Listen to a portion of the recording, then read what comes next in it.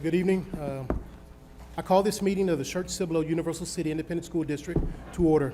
Let the record show that a quorum of board members is present, that this meeting has been duly called, and that notice of this meeting has been posted in accordance with the Texas Open Meetings Act, Texas Government Code, Chapter 551. The time is now 6 o'clock. Roll call. All board members are present. Now we'll have recognition of the students by Dr. Gibson.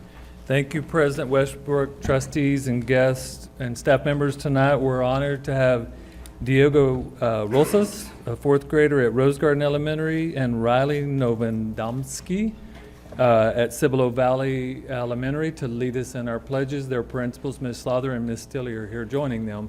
We want to give them a round of applause right now and then welcome them. We're going to give a brief introduction for them, and then we'll stand for their pledges.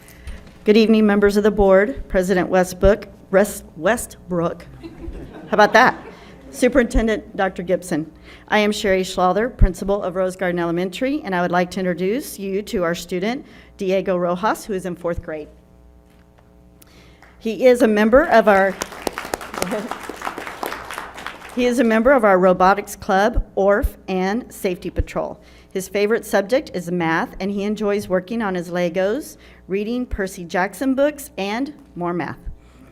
He is joined by his parents, Mr. and Mrs. Rojas, and Joaquin, who is in 7th grade at Corbett, and Grandpa.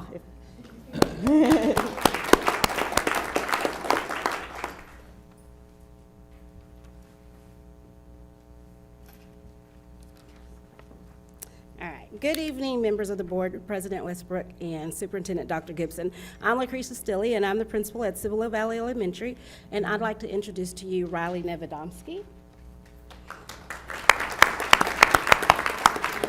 Riley is in 3rd grade at Cibolo Valley. She's very sweet, respectful, and kind to others. Her favorite subject is science, and she enjoys playing outside. She's joined today by her parent, Joey Novendomsky, and Dad is Michael Novendomsky.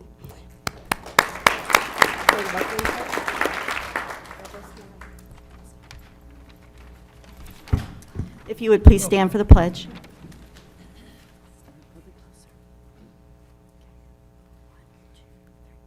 I pledge allegiance to the flag of the United States of America and to the republic for which it stands, one nation, under God, indivisible, with liberty and justice for all.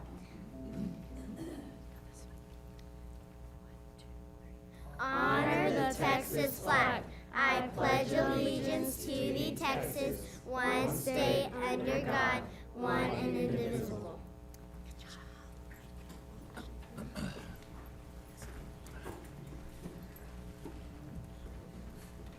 Thank you very much.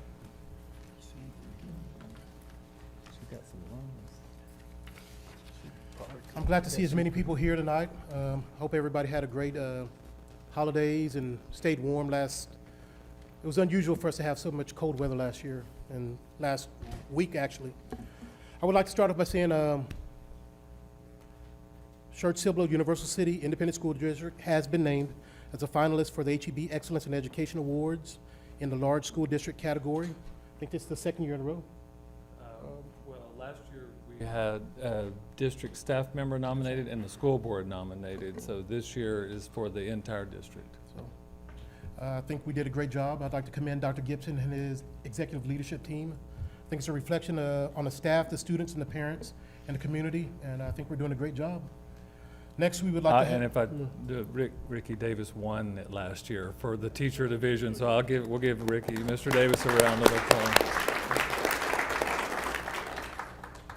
Next, we will have the Vice President's recitation of the district mission, vision, and values statement. Our vision is to prepare every student to be a productive citizen. Our values are leadership, character, commitment, service, and learning.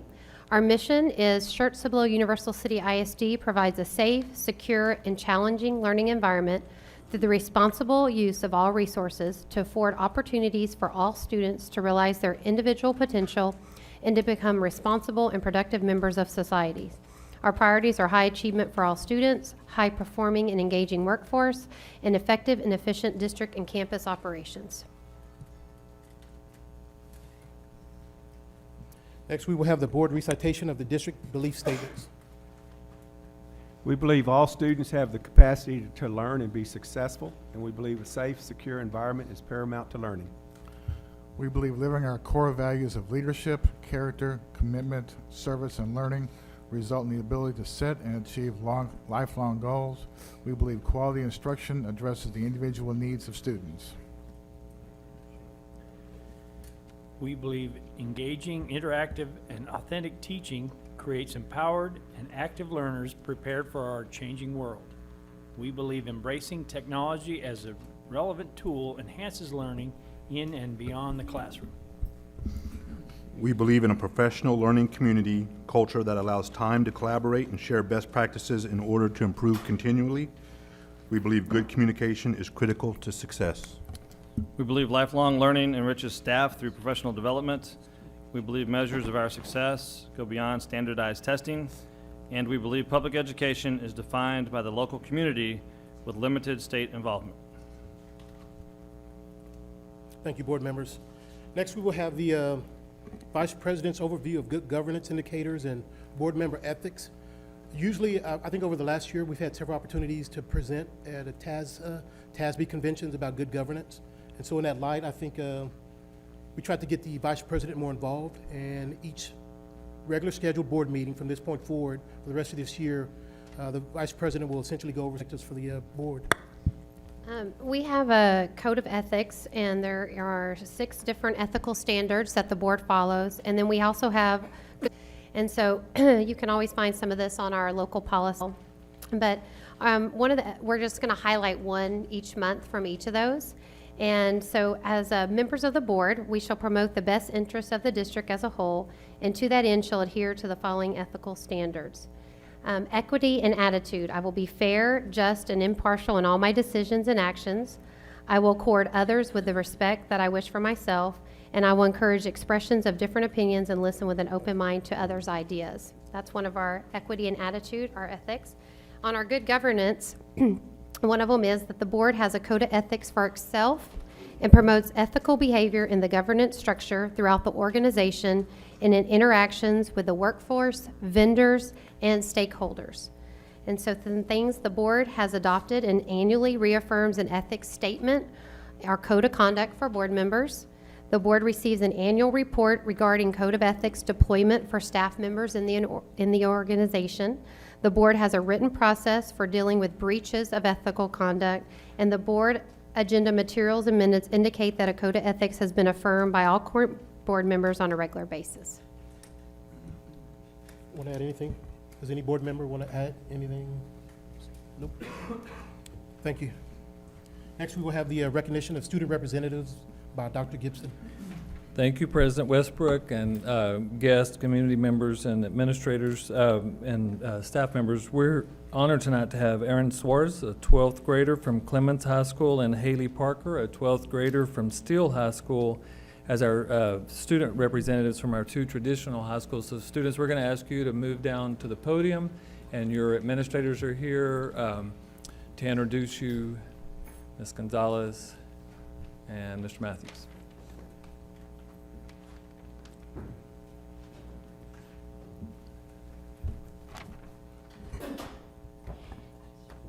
Good evening, Dr. Gibson, President Westbrook, and members of the board. It is my privilege to introduce Erin Suarez, the Samuel Clements High School Student of the Month. Erin is representing the Cibolo Creek FFA. She is being accompanied today by her mother and father, Delana and Joey Suarez, her sister, Ashlyn, grandparents, Cheryl and Tom Maxwell, Frank Suarez, and Cheryl and Dan Schillings, as well as her great-grandmother, Lorraine Schwartzbach. If you could please stand and be recognized at this time, family.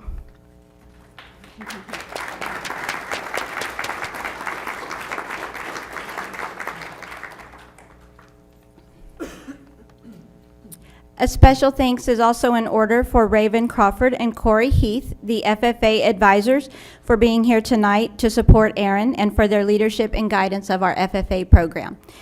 Advisors, if you could please stand and be recognized.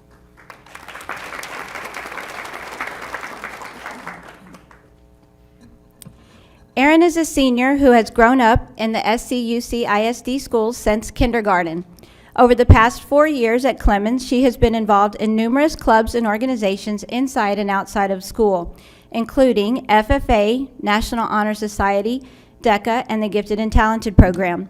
Erin has been heavily involved in FFA, competing on state achieving teams and raising animals at our district agriculture facility.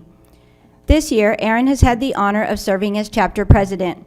Upon graduation, Erin plans to attend Texas Tech University and hopes to earn a dual degree in agriculture and applied economics and business administration, also while earning her teaching certification. Erin is a remarkable young woman with a strong sense of purpose, and it is my honor to present to you our Samuel Clements High School Student of the Month, Erin Suarez. Thank you, Mrs. Gonzalez. Dr. Gibson, President Westbrook, and members of the school board. My name is Erin Suarez, and I am currently a senior at Samuel Clements High School. Having been heavily involved in a multitude of organizations at Clements, I have gained skills I never imagined and formed relationships I couldn't have dreamed of when I began as a freshman. I am ranked in the top quarter of my class and will be graduating magna cum laude at the end of the year. But while I am proud of my academic accomplishments, I am even more proud of what I have accomplished within the organizations I have been involved with. As Mrs. Gonzalez mentioned earlier, I have been a part of the Gifted and Talented program for 7 years now, NHS, DECA, and FFA, where I have served as an officer for the past 3 years and am currently serving as the chapter president. Throughout my time in each of these, I have learned valuable lessons, but most of my time has been devoted to the FFA. The FFA is a national student-led organization that reaches from the state of Alaska to the Virgin Islands and from the state of Maine to Hawaii. These words are included in the opening ceremonies of the FFA, which is recited by thousands of members across the United States. Texas is home to the largest FFA state association with over 100,000 active members and more than 1,000 chapters. The time I've spent in FFA around the diverse set of members has shaped me into the person I am today. I have become a better public speaker than I ever thought possible and have become the leader I always dreamed of being. I've traveled the state while competing at contests and also touring different universities, which ultimately helped me choose where I will further my education. And while all of this has occurred, I've created relationships I will cherish forever with fellow students as far as Lubbock and as close as East Central. The FFA has inspired me and given me something to be passionate about. My ag teachers and the families I have raised with have become my family and will continue to be so for the years to come. Of course, I can't forget to give the people who make all of this happen a big thank you. Miss Crawford and Mrs. Heath have been there for me since my sophomore year. It hasn't always been the easiest because we've gone through teachers, and while that may be challenging, they make the best of every situation. We always have. They've been there for me through absolutely anything and have helped me overcome so many obstacles that I can't even begin to talk about. I will never forget what they have taught me, and I can't wait to see what they do in the future with this chapter. My time at Samuel Clements is coming to an end, and as I look back, I am able to think of some of the great things I was able to accomplish. My freshman year, I received a scholarship at the Houston Rodeo, which was the first of many. My sophomore year, I put together a series of dodgeball tournaments to help raise money for a third grader in need of a service dog. And since then, I have been involved with numerous state teams that have placed in the top 10 at state contests every single year. I've also raised a combined amount of 12 animals in my 4 years. Another great accomplishment that I'm proud of is the work I have done every year for 6 years now downtown, running the Feast of Sharing with my grandpa. We run the food section, and this past year, he finally handed me the reins, and I ran the food section where we served over 10,000 meals in 6 hours. I have loved every memory made thanks to this awesome administration at Clements that is always supporting us in everything we do. These organizations have taught me the importance of having a servant's heart and using it to the best of my abilities as a leader. In the coming year, I will begin attending Texas Tech University to receive a dual degree in agricultural and applied economics and business administration. While I'm not entirely sure what I want to do after college, I know that if I keep a clear head and a full heart, I will always be able to do anything I set my mind to. I'm grateful for this amazing opportunity to share my experiences as a Buffalo and as a lifelong SCUC student. I've truly been taught how to be the one wherever I go. Thank you, and have a wonderful evening.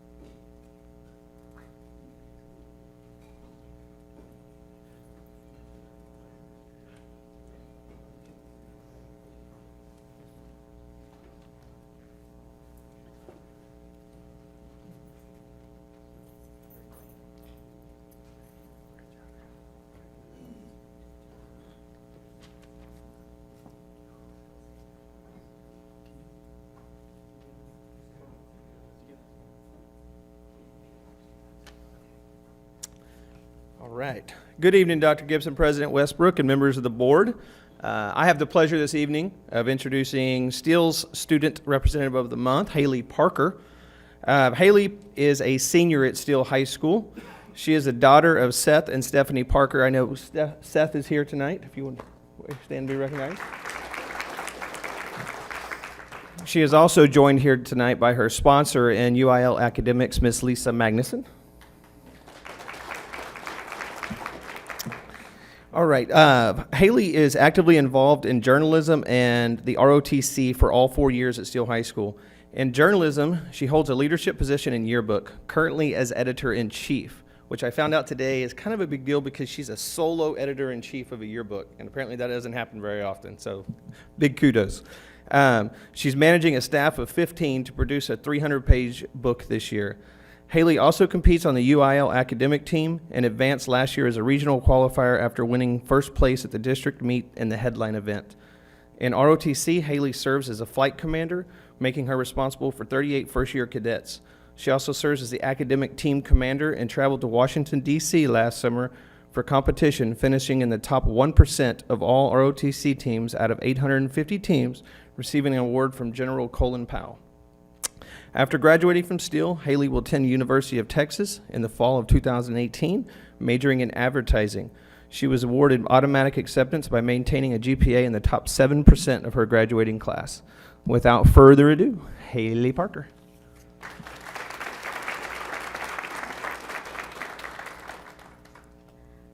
Thank you, Mr. Matthews, for that introduction. And before I begin, I'd also like to thank the school board for hosting the student representatives here tonight and allowing us to really show our appreciation for our school programs. I'd like to start out by talking about my freshman year of high school, which was actually really boring. I took my required courses, the ones I wanted to get out of the way and not take by my senior year, and I only took one elective. And to be frank, I only took that elective for the PE credit. But quickly I learned that without extracurricular activities, high school was going to be really boring. I needed something that was going to push me outside of the classroom, something that I was passionate about. So after my freshman year, I was really dedicated to finding that. I joined Yearbook my sophomore year, and very quickly it took over my life.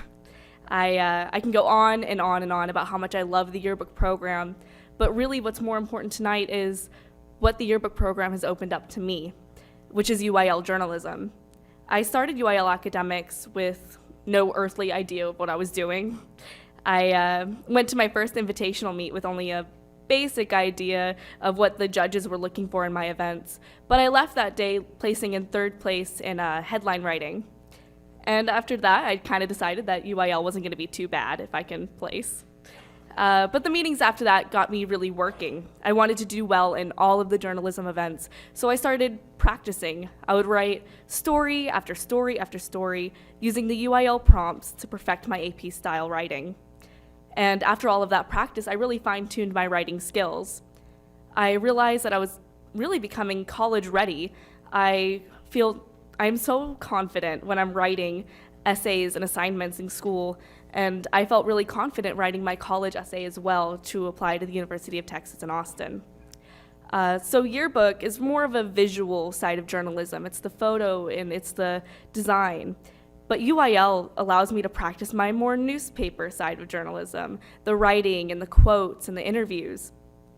It's really prepared me for my future in communications, and more than most other school-related subjects. So I will be attending the University of Texas in Austin in the fall of 2018, majoring in advertising. And UIL has definitely been a big factor in helping me make that decision.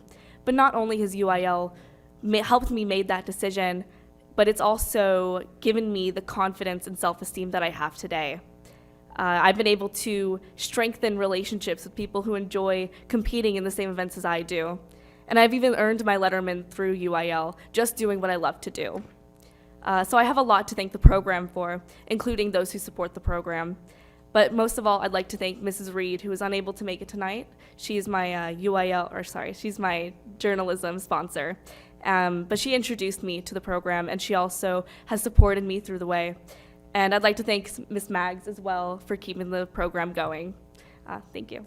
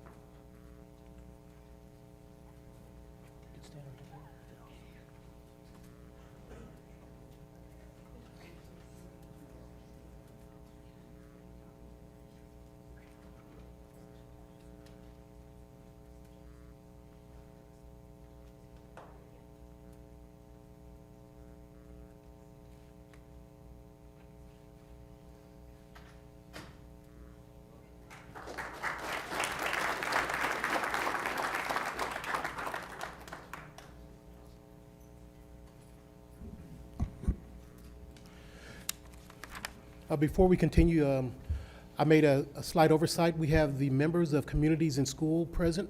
Would you stand? If you don't mind coming to the dais and, well, coming to the microphone and giving your name and who you work for.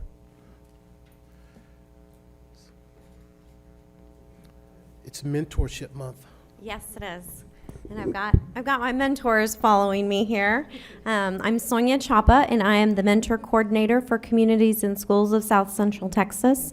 So I assist in placing the site coordinators on the campuses for SCUC. So these are some of the mentors that we've got that join our campuses and work with the students on the campus.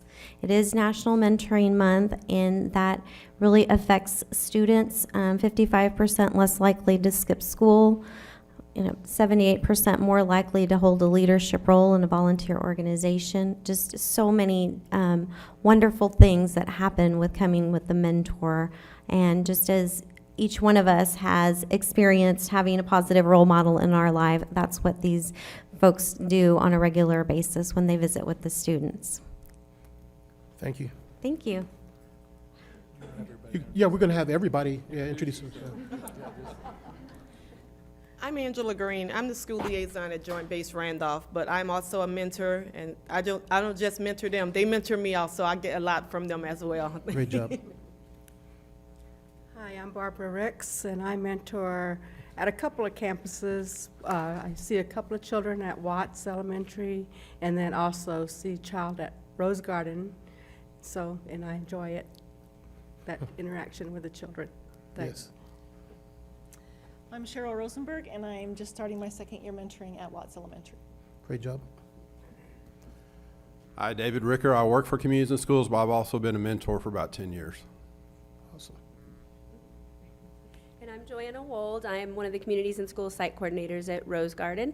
And we are blessed with many mentors. We have the fire department of UC, which is about 14 mentors, and then we have equally about 14 from our community. So we are blessed with many mentors. Well, thank you very much. Thank you all. Thank you very much.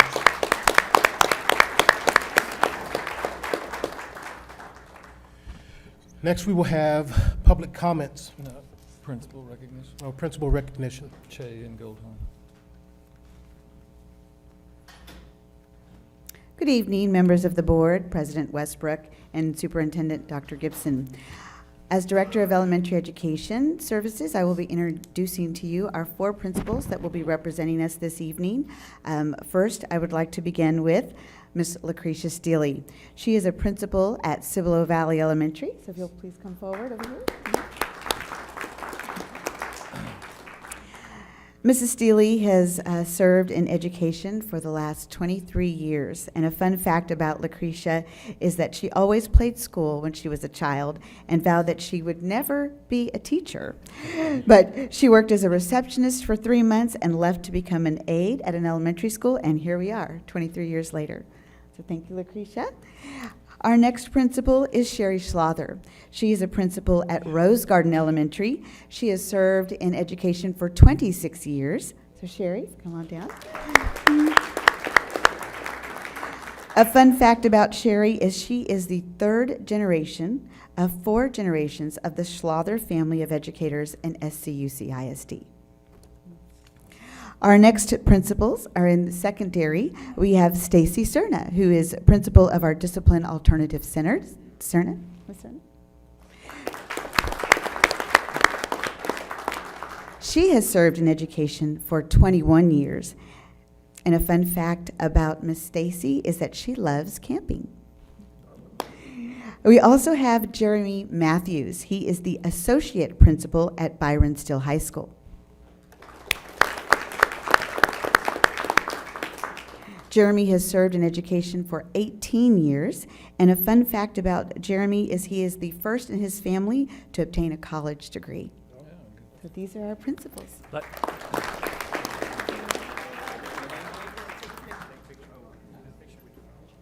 don't have to shake hands, Jeremy. But you can. Yeah, but you can. The kids divide themselves up. The superintendent. There you go, Sherry. Good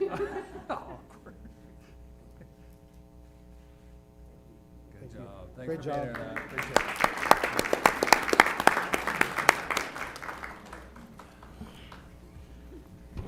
Yep. Now we're good. Now it's time for public comments. The Board of Trustees will now hear public comments. In order to provide consistency and fairness to all individuals, public comments will be heard in accordance with the Board Policy BED Local and procedures outlined in the Administrative Regulation BED. Comments should be limited to topics such as policies, curriculum, and facilities. Any direct criticism of a specific employee will not be heard during public comments and should be considered separately as provided in board policy. In this context, individuals are cautioned to not identify any employee by name or by any combination of words or descriptions which could identify the employee to another individual. Public comments will be limited to individuals who signed up to participate in the public comment portion of the meeting before the board meeting began. Delegates of more than 5 persons shall appoint 1 person to present their views. An individual who signed up to participate in the public comment portion of the meeting may not relinquish their time to another individual. No public comment shall exceed 5 minutes. To ensure compliance with time limitations, a yellow card will be held up by the board secretary at 4 minutes, and a red card will be held up at 5 minutes. If you have any issues you would like to discuss with an administrative staff member, complete the designated form located at the table in the rear. We'll, on first, Dr. Irene Patrisky.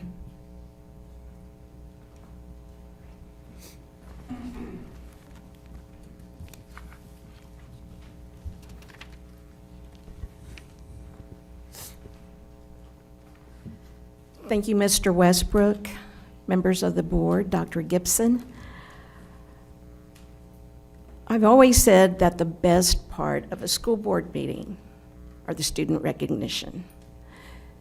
It's the kids that make us look good, and it's great that we have thousands of them because they are the best representation of this community. I'm very proud. So proud of them, and not only the students that have been recognized tonight or on a monthly basis. I highly regard and respect the students that we have that go to school, go to class, do the best they can. Students have additional jobs.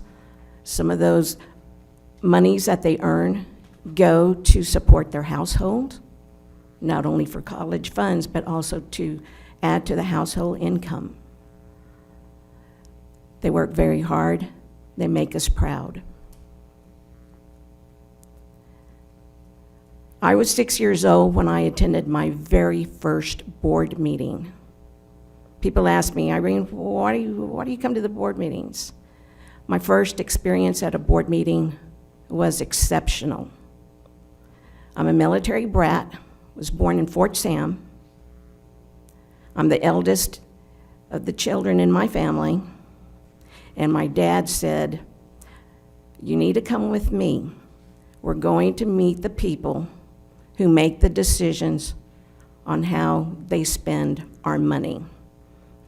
And I thought, wow, they spend our money, you earn it, and they spend it. You know, what's this about? He says, how do you think, who pays for the schools, the desks, the books, playground equipment, the salaries for the teachers who teach you? When I went to the administrative building, we were greeted at the door by each board member, the handshake. And let me tell you, they had phenomenal memories because they remembered my name, where I went to school, throughout my career at that particular school district. My parents attended board meetings, my mom or my dad, and I saw how it worked so well. It was not an intimidating place. They had the tables, and I wish we could go back to that, where the tables were level with the people, and they interacted really well. Just like Maggie Cornejo always supplies delicious coffee and cookies and tea. But everybody was at the same level. You didn't have people set up higher to where they look down on you as a community. I would like to see us go back to there. Some of the best meetings I've ever attended has been where the board members have sat at the tables, mixed in with community members, the teaching staff, the principals, other people from our community, business members. I appreciate that. My dad also explained, my mom also explained, they were very active, not only in local, but state and national politics. When I graduated as a senior, the school board president sent us a letter, congratulations. When you turn 18, exercise your right to vote. And we did. I have at each one of those. Daddy and Mom also said, listen to the people, the ones that are your elected officials. It's okay that they have differences of opinion. You don't have to have a 7-0 vote. You don't have to be boring. As a matter of fact, I appreciate those that bring up issues and more clarity, especially when it comes to finances. My husband and I have lived here for 30 years. We have owned a home. We have paid taxes here for 30 years. I'm here for the long haul. I have not sold my home. I plan hopefully to be here for another 30 years. Bring it back full circle, in the 30 years that I have been here, the best part of this community have been the students. Thank you.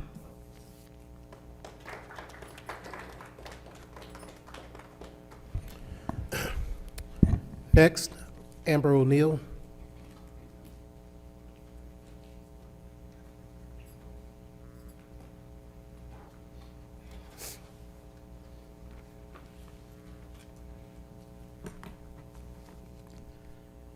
President Westbrook, Dr. Gibson, and board members, thank you for allowing me to speak on an issue I find troubling. I'm fully aware many people here tonight may not agree with me, and what I'm about to discuss is not easy. If it was easy, everyone would do it. Before I go on, I would like to reflect on the fact that the district stands behind and supports the belief statements, the very belief statements that are posted behind you, which is great. I'm glad that we have those, but they're only as good as if you stand behind them and you're true to your word. And if the board members and the district staff, their actions are in alignment with those belief statements. You take a minute and look at the third belief statement up there on that banner. It states that we believe living our core values of leadership, character, commitment, service, and learning result in the ability to set and achieve lifelong goals. Based on current events, I believe the board is faced with two choices. Either request the resignation of a board member whose behavior is outside of this, or discard the belief statements in its entirety. Continuing to allow a board member with behavior that is clearly outside of this belief statement and reflects negatively upon the district is not what we believe in. The suspension of a law license and a recent arrest for an alleged assault are actions of someone, or not actions of someone, of good character and leadership. And allowing a member to continue to serve is outside of this statement. We all make mistakes, but a sign of a good leader is to accept responsibility and to acknowledge his or her mistakes and how they may affect those around him or her. Just over a year ago, I had a very lengthy phone conversation with this board member and asked this board member to come forward and make a statement regarding the loss of a law license before the media got a hold of it, because I felt it was right and the right thing to do, to acknowledge, yes, I messed up, I lost my license, and this is how it may or may not affect the district, or how it may look negative upon the district. That person chose not to, and guess what? May 17th, an article was released, right? I'm sure we all read it. The board member's statement in the article is exactly the same statement he gave me last January. This is a personal, private business matter between me and one former client. It hasn't had any effect on my ability to be a good trustee or a good school board president. I leave that up to the folks to decide. That may be true, but those actions are still clearly outside of our belief statement. That being said, I leave this for you to decide. You've got several choices here. You ask for resignation, discard the belief statements, or continue with no change and continue to accept hypocrisy. I have another statement to read on behalf of somebody who could not be here.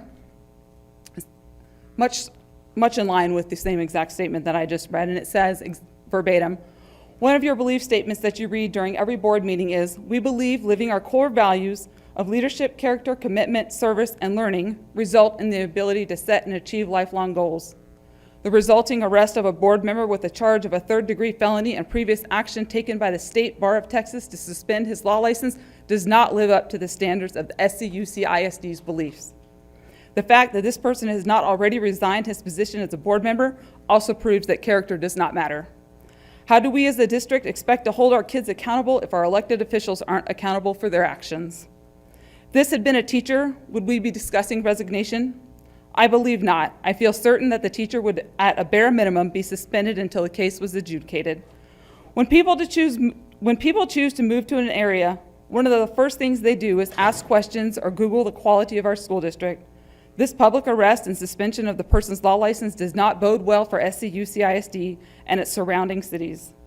I want to ask the board member in question to do the right thing tonight and to resign from the board effective immediately. This is what we're faced with, and I know you guys are all well aware that I've been in contact with you. You choose not to respond. You choose not to make a statement, and it's very disappointing. I think President Westbrook, we've had one conversation, but I've probably sent you a dozen emails with no response. A response as simple as, you know what, Ms. O'Neill, according to the attorney, I can't discuss this with you, would have been nice, but you chose not to. So, thank you.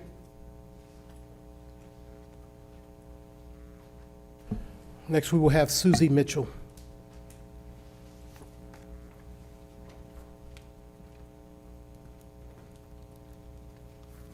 Mr. President, Dr. Gibson, members of the school board, thank you for allowing me to speak tonight. I am here to discuss agenda item 11A.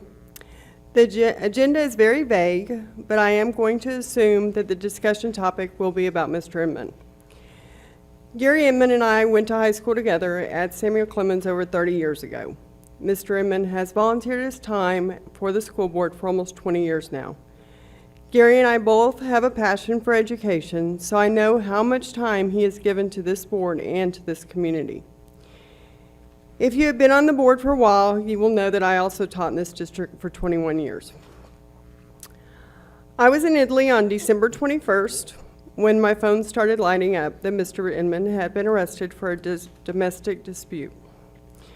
Without knowing any more about the arrest than anyone else in this room at the time, I know Mr. Inman's situation dealing with a blended family and a stepson with behavior issues. And I immediately knew that somehow this dispute involved his stepson. When you see domestic dispute on the TV and that someone has been arrested, you immediately think there's a spouse involved or a child. Gary's stepson is neither. He is a 21-year-old that is over 6 foot tall. I know that Mr. Inman loves his family and is not a violent person and would never hurt anyone in his family. But I also know how much he loves his 8-year-old son and would do anything to protect his son within his own home. It is very easy to see the news and to speculate and create your own story in your own mind. But I would think and hope that if anyone was in your household and threatening the safety of your child and yourself, that you also would go into defense mode. I have been saying for months that it is very sad and scary that we now live in a society where all it takes is one accusation to be found guilty on social media. Much of the news out there truly is fake news. So please be sure that you have all the facts before you make any decisions, and thank you for your time. Thank you. Next on the agenda was an opportunity to go into closed session. Does any board member feel the need to go into executive session? Mr. Westbrook, let me point out here, just, I know you and I had discussed this previously, but the agenda item is vague to some extent, but I'm going to assume that it does in part at least address me and my situation back in December. And I'm going to invoke the Texas Government Code, and if there's any discussion with respect to me or this matter, I request that it be done in open session before the public.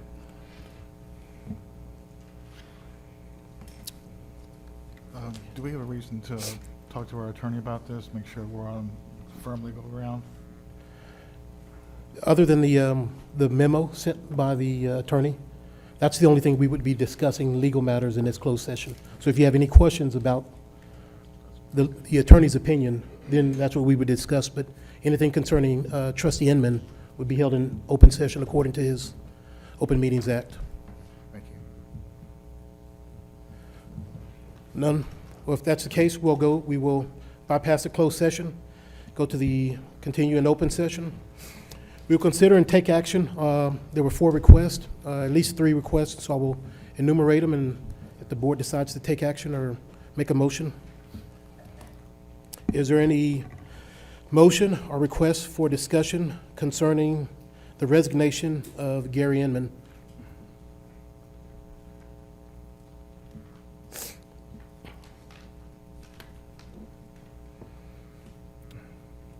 Hearing none, I'll move on. Is there any request from a board member for the consider of censure of Gary Inman? Motion or discussion?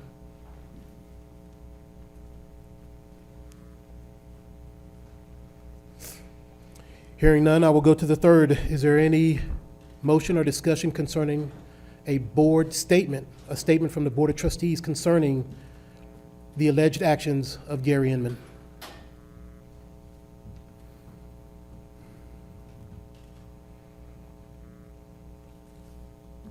Hearing none, is there any motion or statement or need for discussion concerning the reorganization of the Board of Trustees?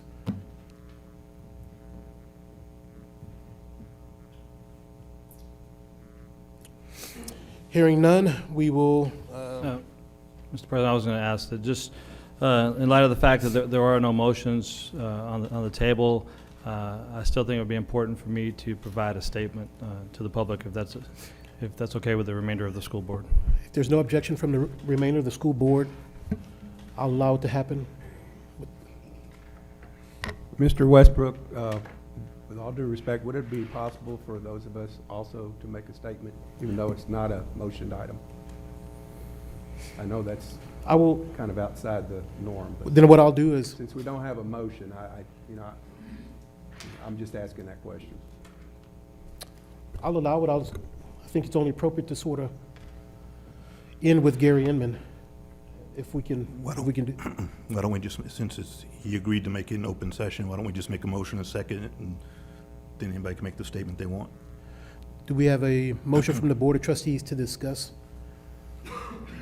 I make a motion that the Board of Trustees discuss the item that Mr. Inman agreed to discuss in open session.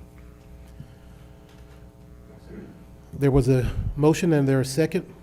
All those in favor, please raise your right hand. Motion passes 7-0. Discussion item. Who wants to begin? Well, I just, I understand that there's some level of concern out there. I don't agree with it because, as been stated, Mr. Inman's been on the board for almost 20 years. The issue that he may have had with his law license has absolutely nothing to do with being a school board member. And he was up for re-election, and that was well publicized that he had an issue with his law license. He had 2 people run against him, and he defeated those 2 people and won a re-election. So obviously that wasn't a concern on the behalf of the citizens of this community. And the actions that took place in Mr. Inman's home in December, I wasn't there. I've just seen what most of you have seen in the paper. I don't know that any of y'all were there. and I haven't read any police report. That's not going to tell me a whole lot other than, what happened. But in my way of thinking, this was a disagreement between two adults. It got out of hand. And again, I'll go back to the situation. You can talk about our belief statements and all that kind of thing, but this has absolutely nothing to do with Mr. Inman's ability to be an effective board member. He always has been, and I suspect he will continue to be an effective board member. He's given his heart, his soul, his time to this school district, and as been stated, everybody makes a mistake. I don't know that that's a mistake, defending your child from possible harm. I would have done that. I don't care what it looks like. I would have done it. And I'm not judge and jury here, and I don't think anybody else should be. I'm just stating that this is how I feel about this, and I've made it known that this is how I feel about it. I don't think Mr. Westbrook has any reason to resign. Mr. Westbrook just followed the advice of our attorney, and that's what we pay these people for. What's the use of having an attorney if you're not going to follow their advice? You may not like it, but Mr. Westbrook's statement was what the attorney asked him to say, because it's a dicey road out there when you start saying things without having the advice of someone who has been there before. So we have to be careful. Mr. Westbrook is our board president. He speaks for the board members. That's the rule that we have. The board president is the voice of the board. And that's why when someone asks us for a statement, we typically let the board member, the president, respond for us. Someone asks me directly for a statement, if it's about something that I'm involved in, I'll be happy to tell them that. But if it's a board problem, then we revert it back to the board president, as we should. That keeps everybody kind of out of trouble. And we don't have a lot of people out there, 7 different people saying 7 different things. So, I'm just, I understand this is not about board governance. We had a board member who sent an email out requesting that we have Mr. Inman resign or censure him, and that Mr. Westbrook should resign. That's not about board governance. That's about politics. And those are 2 different things. I'm not running for an election in a higher office. I ran for a school board because I want to give back to this district what this district has given me and my family. And I've always tried to keep that in mind. I haven't always done everything everybody wanted me to do, and I have a reason for that. I know there's some people who are not happy with me. I can live with that.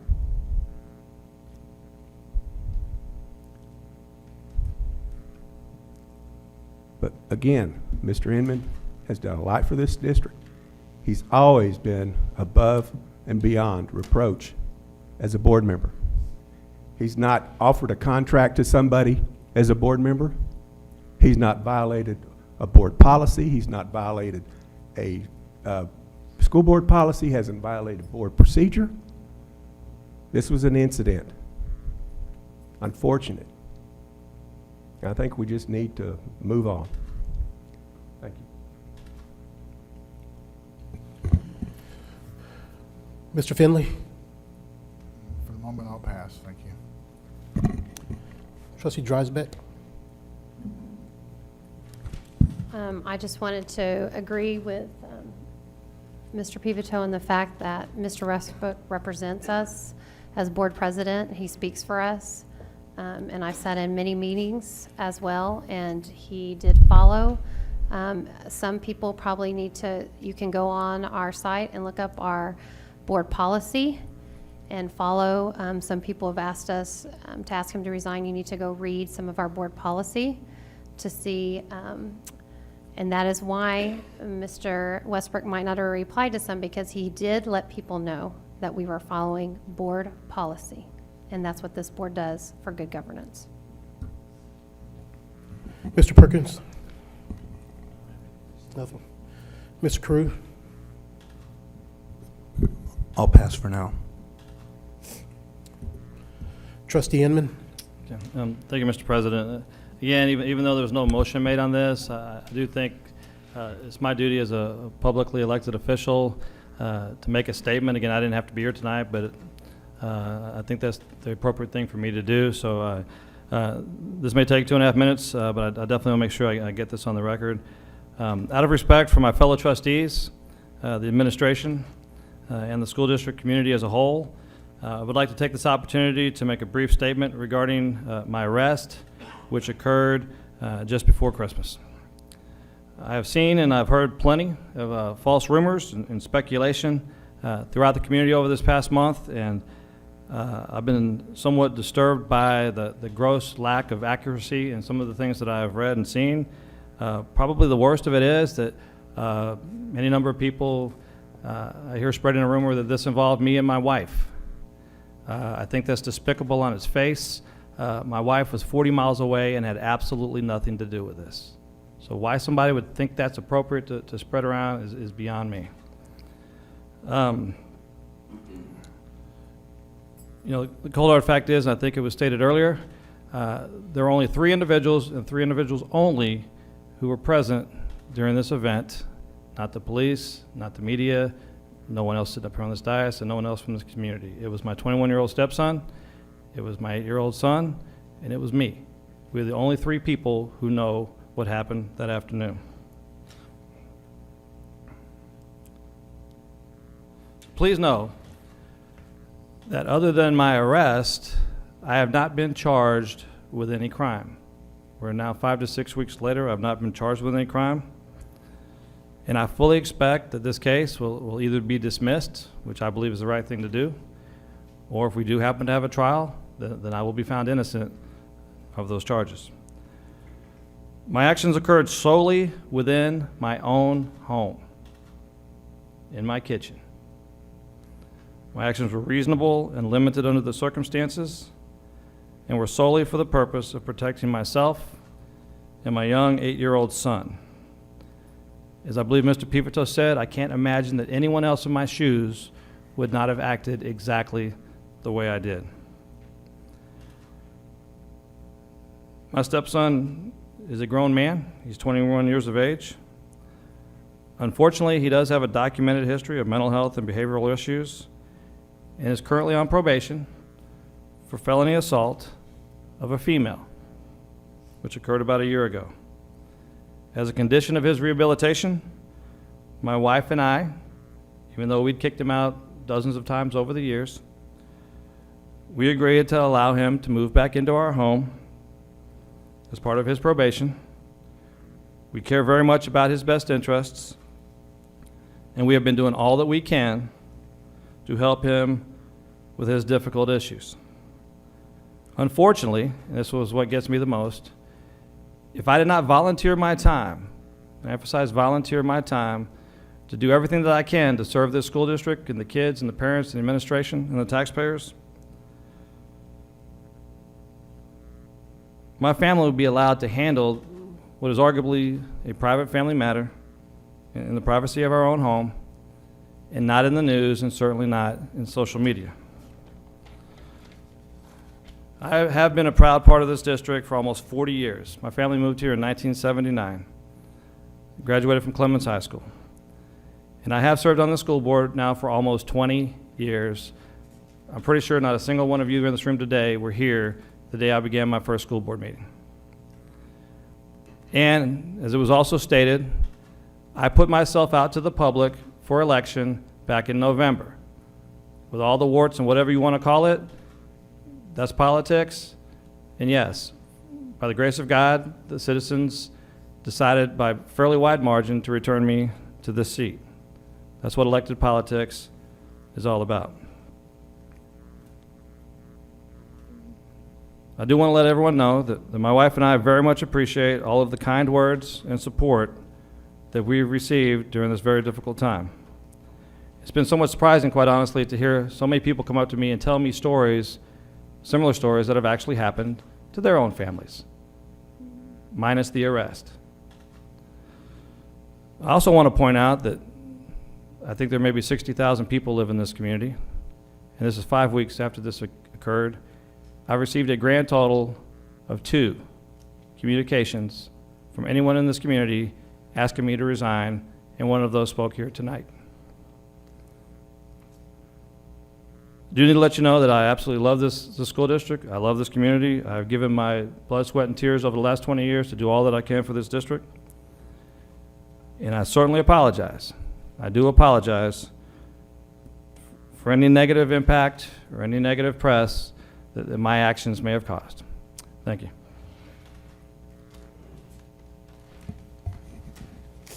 Any further comment from any Board of Trustee? Hearing none, I think it's appropriate to sort of take a board recess, and we can reconvene at 7:10.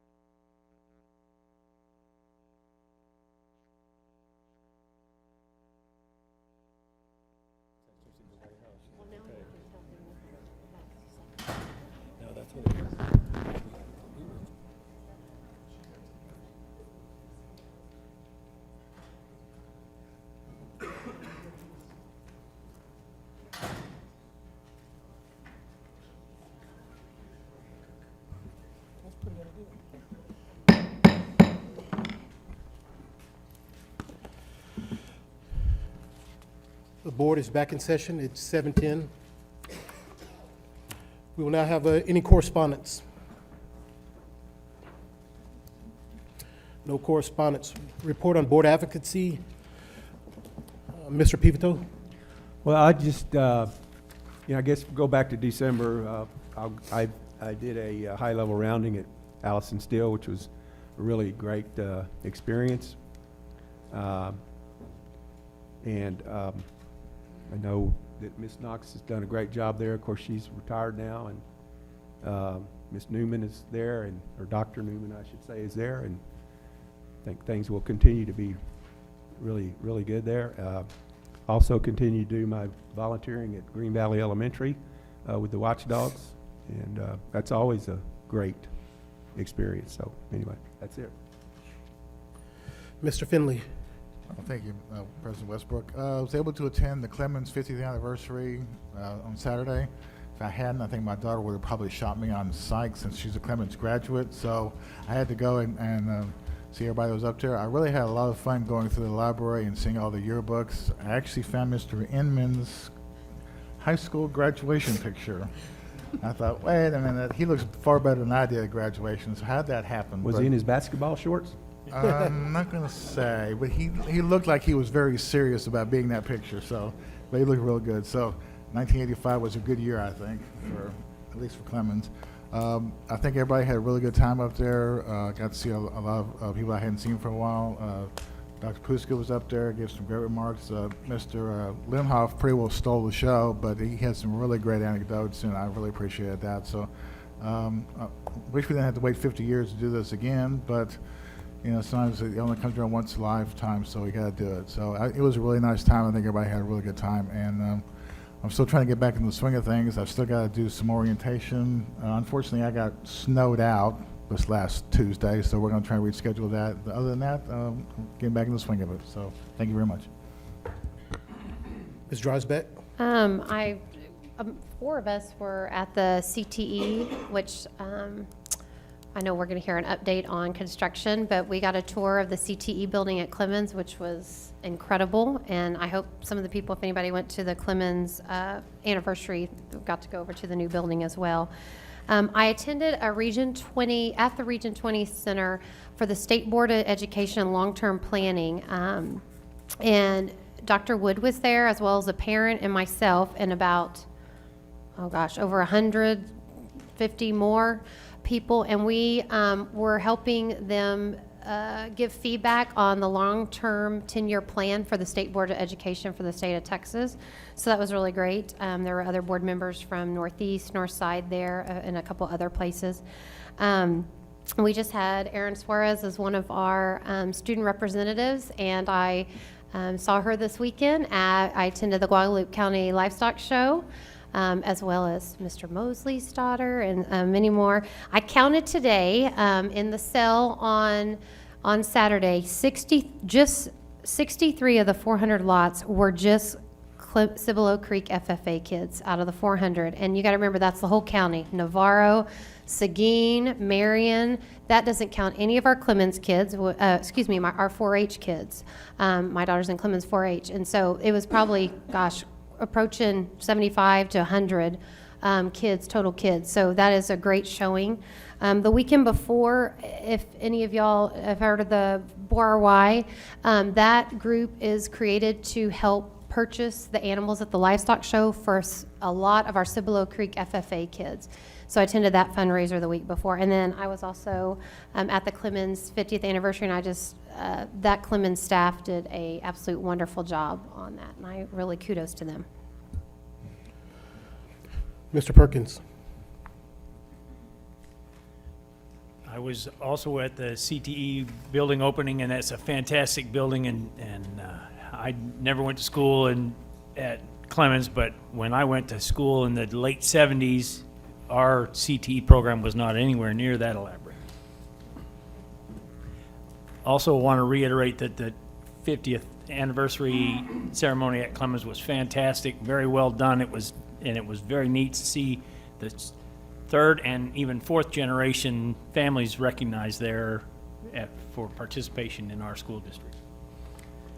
I've been to 3 different rezoning discussions, and those are going very well. We're getting very practiced at it, or at least one of us is getting practice at it. I have to admit that after 10 minutes yesterday at Steel, and we were the only ones there, I decided to pull the tenured instructor card, and we called it. So I've also attended the Tri-County Chamber Luncheon and the Northeast Partnership Luncheon. And I'm a member on the Communities and Schools Board for South Central Texas, and was proud to see them in here tonight. That was neat. That was a surprise to me. So I'm obviously not fully aware of everything going on. But I want to reiterate to everyone that on February 2nd, there's a campus chat at Clements. And anyone who has any interest in communities and schools, that's where you hear it directly from the students that are participating in communities and schools. And lunch will be provided, so please sign up to attend. That's all. Mr. Carew. I attended a couple of the rezoning meetings as well, or public meetings as well, and then I'm probably going to offend Ms. Dreisbeck, so hopefully I don't in this, and probably my wife in the process as well. My wife's a math teacher, and I know you teach math, and I shouldn't probably say this as a school board member, but math is not a very good subject of mine, and I've never really liked it, and I've never done well at it, and it is my worst subject ever. And so I attended my first Guadalupe County appraisal meeting the other night. And we sat there for about an hour and a half and talked about numbers. And I remember sitting there thinking, you know, maybe I should have paid more attention in school, because they started talking about formulas and ratios and how this, you know, percentage affects this. And, you know, of course, I'm trying to look up what they're talking about on Google. And it wasn't that bad, but I did attend my first meeting for the appraisal district, and got sworn in, and it went well. But like I said, I guess I'm going to have to get caught up on some of my formulas and some of the things that they use, because school was rough, and I have a feeling this may be rough too, but it was actually very interesting. That's all I have. Mr. Inman. All right, I also attended the 50th anniversary for Samuel Clemens. I guess the funny thing was that I was also born in 1967. So I was kind of thinking it was my big birthday party to show up with all that crowd. But Mr. Finley, I think you did get a chance to see my graduation photo, which may have been hard to recognize. But the photo that you may have missed, even harder to recognize, believe it or not, I was voted as the most handsome of my class. And I believe that photo was there as well. So just thought I'd let you know about that. Was it black and white? It was black and white. Coach Lenhoff the Coach Lenhoff, I'll call him, right? The Coach Lenhoff Robert Lenhoff did get a chance to make some comments, and you could tell he hadn't had the microphone in his hand in a few years. He did not want to give that thing back, but it was definitely a great event. I mean, I don't know how many schools do that, but to think that school's been there for 50 years, and just walking the hall, and I saw a lot of old teachers and classmates or people you just kind of recognize over the years, and somehow, some way, you just know the names. I mean, it's kind of funny. Our very own Miss Goldhorn is from back in those days, correct? Okay. Hadn't changed a bit either, right? Yeah. Okay. So, but yeah, it was definitely something special to be a part of. Thank you. I also attended the CTE, the Schertz City Council meeting, watch rezoning presentation, and also attended the Samuel Clemens 50th anniversary. And a little fact, I think the original class, I think the lady said, was 102 graduating students, and I think Mrs. Sosa said as of this year it might be up to 700. So it's incredible the growth that Clements has had, and sort of see all the history behind it. And I did participate in the scavenger hunt. I did not win. I need to talk to somebody about that. There were some Journey concert tickets on the line, so but I did do the scavenger hunt. And it's nice to see the participation from the board. I think every month we start to see more and more board participation in district-wide activities, which is a great, great thing. Next, we will have the report, January 2018 construction update presented by Krusky and J.D. Mosley. Oh, Mr. Mosley. Oh. Mr. Mosley will be doing the first half of the update, and then I'll come in for the Clements part.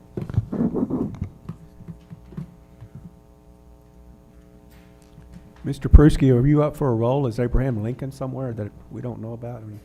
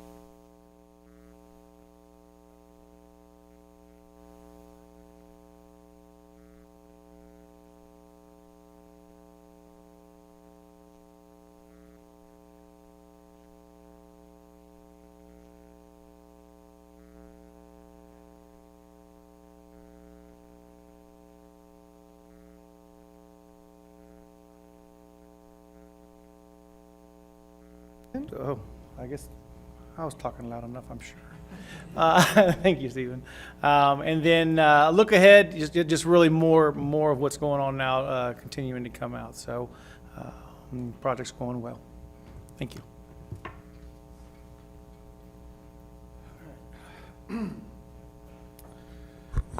Clements High School, thank you for the comments regarding the CTE building. They're working feverishly to finish it up 100% complete, inside and outside. We are now, for the total project, proposed to be completed in 2020, so we still have a ways to go, so we're roughly just under that 30% completion right now.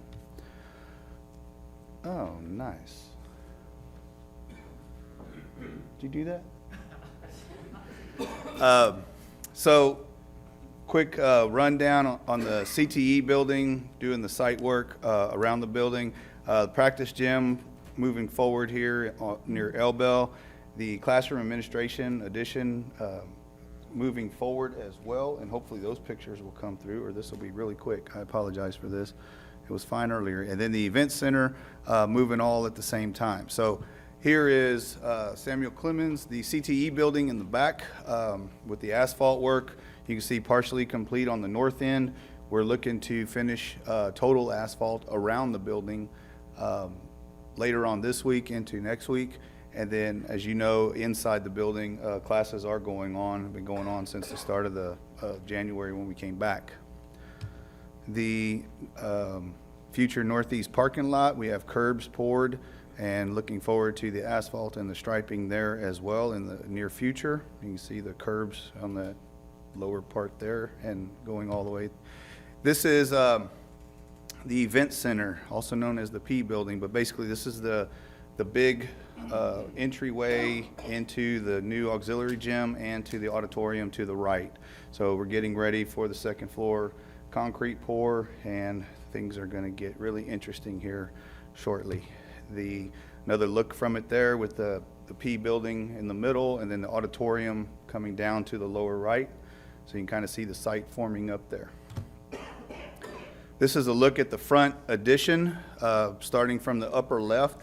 That's the two-story classroom addition there on the far left, and as you come across towards the middle, that'll be the administrative support offices as well as classrooms upstairs.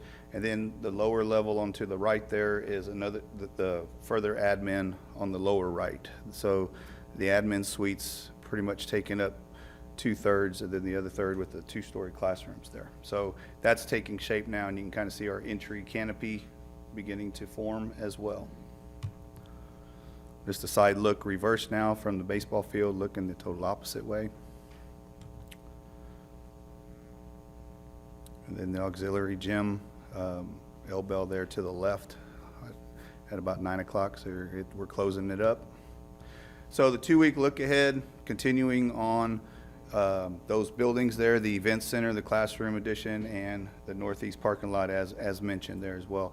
A lot of work, a lot of trades, a lot of coordination going on there still.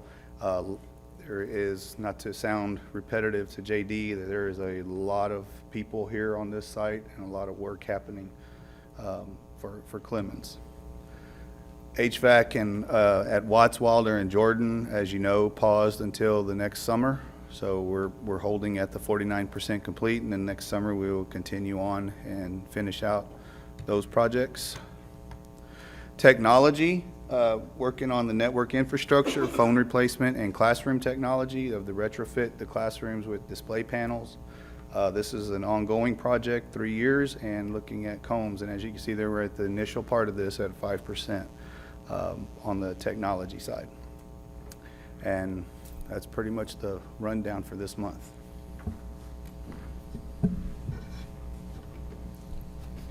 No questions? Yeah, I have kind of a side question here, Wayne, if you Yes, don't mind. Have any of the contractors said anything to you about availability of workforce?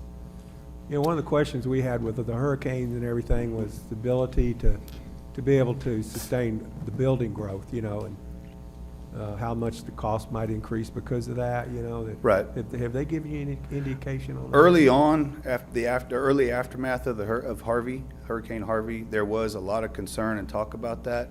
At this time, I don't think we have a workforce issue there. On a professional mindset of mine, I think sometimes it is a quality issue. Yeah. But the workforce is there. It's just, it's strained out. There's a lot of work going on in and around this area, so everybody's pulling everybody. Yeah, okay. All right. Well, thank you. Is there any, I don't know, JD, you may be, update on the turf at Linhoff Stadium? Sure. That's one of our EPP projects that we kicked off this year, and we, Coach Linoff and I, were out there tonight watching them roll out the first parts of the turf. So when we uncovered it, there were a few spots on the subgrade that we needed to make some repairs to. So those have been, some of them have been completed, and we're working on those, but we did get some turf going down tonight. So. All right. Okay. Good deal. Thank you. Wayne, fast question, because I'm asked a lot about that parking. I was just asked this weekend again, actually by students, because I guess they don't like parking at tennis courts, but anyways. So I just said, when you see the asphalt poured, then it'll be ready. So, our new February sometime? Yes, ma'am. Now that we have this ongoing and the work is there, the trade is there with asphalt, the mobilization to the northeast is expected to happen soon thereafter. So we're going to knock this piece out around the educational area and then move out to the parking lot. Anything more? Next, we have a discussion item, 2018-2019 budget development process, presented by Dr. Gibson and Paige Maloney. Yeah, so I'm distributing the most recent draft of the budget parameter memo, and we can anticipate it having draft on it for 4 or 5 months. We made a decision today to post it on the website. I think there's a few like grammatical things that we may tweak, and then we're going to put it out for feedback with draft on it. And then Mr. Westbrook and Ms. Strasbeck, and I'll offer this to the board. They've asked that on February the 12th, that workshop be devoted entirely to budget, and kind of just take a pulse check of where we are. And so what we're handing you is this draft tonight, hard copy, so that you can take it and look through it between now and the 12th, and then let us know if you have any questions as we build the agenda and prepare for that workshop that night. Ms. Maloney would be available if you have any questions specifically, or we can wait till the 12th. And I would say I do have extra copies if anyone would. I would just say, Dee Dee, if you want to see if anyone in the audience wants to take them, we're going to put them on the website and see if anyone in the audience wants to take them. We're ready to send out a rough draft, and so that we can start the conversation about the 18-19 budget. So will it be posted online, the Yeah. draft? Yeah, Yes. we're gonna do one more, just a grammatical thing, sweep, but the content's ready to go. And we'll send the revisions in the board report on Friday before we post.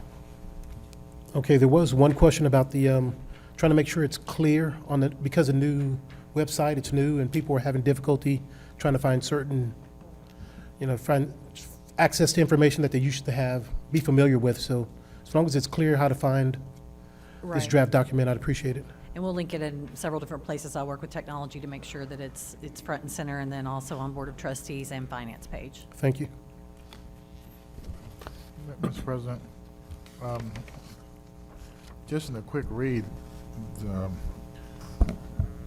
the opening statement, sentence jumps off pretty quick. While the district is projecting a slight increase in overall expected revenue in 18-19, general operating budget revenue is projected to be less than the prior school year. Yeah. If Yes, our sir. population is going up, which means our ADA would be going up, are we expecting less revenue from the state, and we can't make that difference up? It's two things. It is next year, and I just heard on the Texas Commission for School Finance today, it actually dipped below 38% in this biennium. So that's for the state participation. So in 10 years, it's gone from 49% to 38%. And then we built the budget last year on the mid-growth projection. This year, we're building it on the low growth. So even though it is still a growth and it's a continue, if you think about what that number was for last year's budget and then what the number is for this year, they're about the same, or this is even slightly less for this year. It's less students than we built the budget on last year, to the tune of Yeah. about, 74. Is the water gonna go up? Yes, I mean, but, and we'll also get the 106, remember the Right, golden penny's going to 106, increase right. to that. Instead- But if instead you of look, 99. building it on $1.04, it's just slightly below where it was last year. I think it's about 400,000. I'd have to go to that scenario, but it's in here. Okay, I'll go through that. So I'll have some other questions, because you and I still have to get together anyway, so this would be a good starting point That's for me why, to. that's perfect. That's Right. why we were distributing it, to let everybody just start reading it. And Mr. Finley, we also, at someone's recommendation, I like it, and you just kind of touched on it, this has got, your military, this has got the bluff bottom line up front, and someone said, put the bottom line right up front. So we did, there it is, and then, the rest of the memo kind of explains that statement. And I will say that these scenarios, first runs, are based on second 6 weeks projections. We've done our forecast through December, and we're waiting on, Moak and Casey is analyzing our ADA and seeing where we are after third 6 weeks. So the numbers could change, hopefully for the better. Okay, so when are we gonna know for sure, or at least get a really good set of numbers for next year, at least a projection, our fifth 6 weeks? Well, this is the best projection we have right now. We'll Okay. update it at 3, we'll update it at 4, 5, and 5, and at the all the end. way up until the end of the year. Okay, so this Yeah. is the best estimate we have Today. as it stands Today. right now, but it'll probably change, Oh, yeah. hopefully for the better, but. Yes. Okay, I'll go through, okay, thank you. Anything more? Next, we'll have discussion update to board operating procedures, standard response protocol for parent questions and concerns presented by Dr. Gibson. Thank you, President Westbrook and trustees. This is a practice that we had been following. It just had not been codified in board operating guidelines. So on page 22 in your board book, Mr. Westbrook and Ms. Dreisbeck had asked me and staff to take the process, again, that we had typically followed in the past and so write it up. And so this is a discussion item tonight. So if you have any feedback regarding this protocol on page 22, let us know. We're just trying to standardize the way we respond when there are concerns or feedback from the community.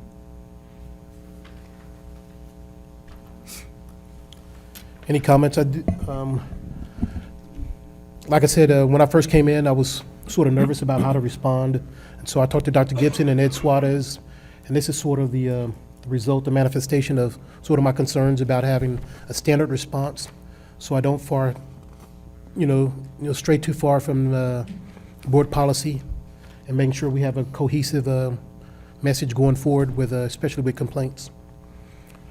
Is there anything, any other questions, comments? And we'll be open for any feedback over the month, and then we'll bring it back to the board next month. But let us know if you see anything over this coming month that you would like to see modified in it. It's a working guideline. Next, we will have board relations. We want to excuse day of absence for district employees on January 16th of this year due to inclement weather, presented by Dr. Gibson. Yeah, thank you, President Westbrook. So this is kind of a unique situation, but we found ourselves a few weeks ago, January 16, with the imminent ice threat. So, you know, you never know if it's the right decision or not, and it doesn't matter what decision you make. Half's going to go one way and the other half's going to go the other way, and you just go on. So we did check, and I think there were over 300 wrecks in the city of San Antonio on overpasses due to ice. And I'll just say that if we would have dumped, you know, a couple of 100,000 school kids in that mix, I believe there would have been more than 230 wrecks. So, you know, I think we made a good decision. Now then, we're working on the reality of, you know, not having school that day. So we will send a memo out tomorrow. We calculated our minutes. Thank you to Ms. Maloney and the PEAM staff for going through it. And then they had Dr. Edwards and staff double check it. And we have enough minutes due to the new law to cover and students to not have to make up that day. We couldn't make up another one. We don't have enough to make up a second one. We would have to, you know, we'd have to make that day up. So what we're recommending then is on February the 19th, which was listed as a makeup day, professional development day, that stays as professional development. So we've told Dr. Wood, do not cancel speakers. You know, we're good, and we don't. That does not require board action, because we built that into the calendar that the board approved. What does require board action is we had a lot of staff members that day, and many of whom wanted to come in, and we said no, do not get out on the roads. And these are a lot, mainly hourly employees, you know, that need to work. And so we told everybody no. I think you may have brought some essential staff just to make sure heaters were going and things like that. And so by board policy, the board may waive those staff members having to make that day up and just say, look, we're going to do King's X on that. We're through that day. You stayed home because we told you to stay home. We're not going to make you work on a Saturday. We're not going to make you work on Memorial Day, et cetera. But that does require a board resolution in order to accomplish that. And the resolution, you can see, is worded in a way that, you know, and again, this is following what the education code allows, but it does have to be by board resolution if you were to consider waiving that day. And Dr. Gibson, I'm sorry, it may not be directly relevant, but what are the different ways we communicate with the public or our staff that we do have that day off? The February 19th? Yeah. Yeah, it's going out. February 19th, the ice day. Well, the ice day? How do you get the word out? No, I'm saying, no, not looking forward. I'm talking, when we do have an ice day or weather day, how exactly do we communicate that with everybody? So I don't know, I make a call and tell everybody it's off and stuff happens. So what, Y'all tell him what. I think immediately after after confirmation and communication from Dr. Gibson to ELT then disseminates the information out to directors, and directors start their communication tree, and it's done within an hour. Okay. Yeah, I was just wondering, we don't have any problems with 10% of the staff showing up anyways because they never got the message, or pretty much. I got it like 3 different ways. I got it through email, class dojo. Every time I turn around, I was getting alerts saying there's no school today. Yes, sir. Remind 101. We also do Yeah. a messenger system that we do district-wide so that each campus is not having to do that individually, so that goes out to staff and parents. Multitude of ways to try. Obviously, Mr. Suarez gets that on the webpage, you know, immediately, Facebook, Twitter, call-outs, mail-outs, emails. We try to do all of that by 5 a.m., is that right? I mean, like all that blown out by 5 a.m. Right. Well, and this one was actually the day prior to. Yeah, okay, thank you. But if we were to call one Yes, in the sir. morning, and in that case, we said 5 p.m. because we wanted to get it before the news, so we held a 4 p.m. phone conference. Yes, sir. I have to commend the district that the information got out so fast. I was being inundated. Are we going to have going to say, just check social media? It's out there. And I was going, okay. So by 5 o'clock, I'd say at least 3 times, I'm sure, probably 5. And then the press picked up at 5 and ran with it. So the district did an excellent job of getting the information out there. So I would commend everybody that it was definitely disseminated in a very timely manner. Facebook, website, class dojo, email, And yeah, they came out all early, so. I'm only in charge of letting 2 people know. If I don't let them know, it's not good. I have a question. Just, Yes. I may not understand this. So the resolution is basically giving them paid day of work. You're authorizing me just to waive them having to make that day up. And the question I have is, and absolutely I agree, but does waiting till February in any way inhibit them from getting paid? No, that's a really good question, and we've talked about that, but I don't think that it will, because we're in a holding pattern with them right now. We're not going to do anything to hurt them right now. And so what would happen is if this didn't pass, I think is what you're saying, in February, then we would have to find a day for it to make up. I think the day we picked is Memorial Day. Kind of like, actually the opposite. I don't want to wait till February to give them a payday that they could have been getting now. I don't want to hold a day's pay. No, is what it I'm saying. will not do that, right? Okay. It will not do that. It would just, we would have to go find this makeup day on Memorial Day. Okay. But thank you for clarifying that. And can I, now that y'all calculated the minutes, I know that question has been posed a lot. I've seen on social media, are we making it up? Are we not making it up the day? So That goes out after- tomorrow okay. morning. We were kind of waiting to have this conversation tonight, and then tomorrow morning that we're blasting out. You have it right, Dee Dee, on your desk, and we'll get it typed up. We confirmed it today at Team 1, and that will be blasted out tomorrow morning. Okay?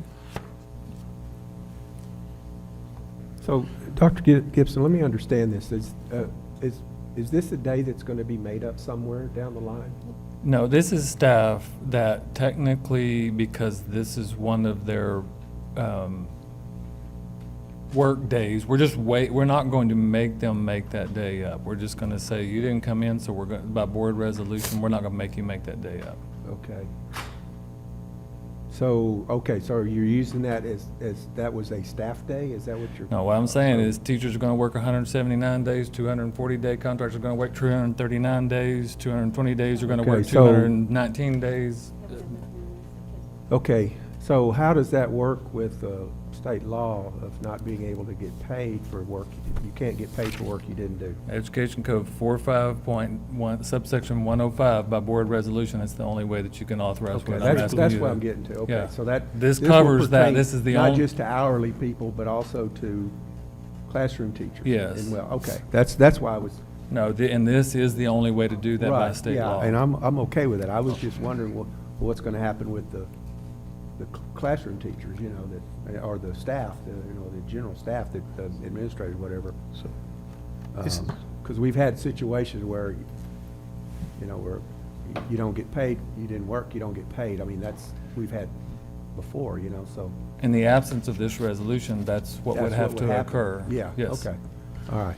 Well, and if you look at number 4, pretty well says it, exactly why we're doing it, what we're doing, and under the education code, like I said, section 45.105C. So number 4 says, is the operative sentence in Yeah. there. I didn't get to number 4. This includes everybody, right? Bus drivers, Let's take maintenance care of workers.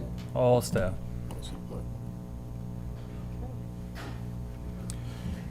This is coming back next Yeah, we'll month for We'll put it on consent. Consent. That's okay, yeah.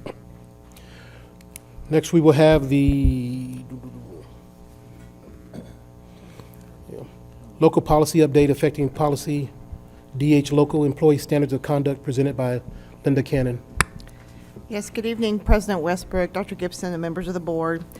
Our DH our legal policy currently states that a district may prohibit a school employee who holds a license to carry a gun under Government Code Chapter 411, Subchapter 11, from transporting or storing a handgun or other firearm in their vehicle. The new policy DH local under Update 109 added something to that, which is provided that the handgun or other firearm is not loaded, which is not written into the government code. So the recommendation is that we not put that language in there as far as it being not loaded, and stick with the government code, and which would make our DH policy local into an X policy versus an A version of the policy. And this was a recommendation that, back in December when I attended our personnel organization and a couple attorney firms were there, that said that TASB really took it a step above by adding that language into it and said that we really cannot police that because it doesn't go with the government code. So the recommendation would be next month to bring the policy as an X policy without that language being in there. And Linda, this was actually in Update 109, and you pulled it even Correct. after the board saw Update 109 the first time, because that's when you went to the conference where they said, we really recommend. It's a rare instance when the professional organization disagrees with the attorneys at TASB. Correct. And we typically try to go with A version, but this was a rare instance where we were advised to don't go with the A version, leave that word out. That's correct. We worked extensively on an administrative regulation with staff members and our school resource officers and a lot of folks to kind of get it where we felt like it needed to be. Spent hours working on it, and what you're proposing would be in alignment with what we said That is correct. in our admin reg. Could you just explain the difference between A and X?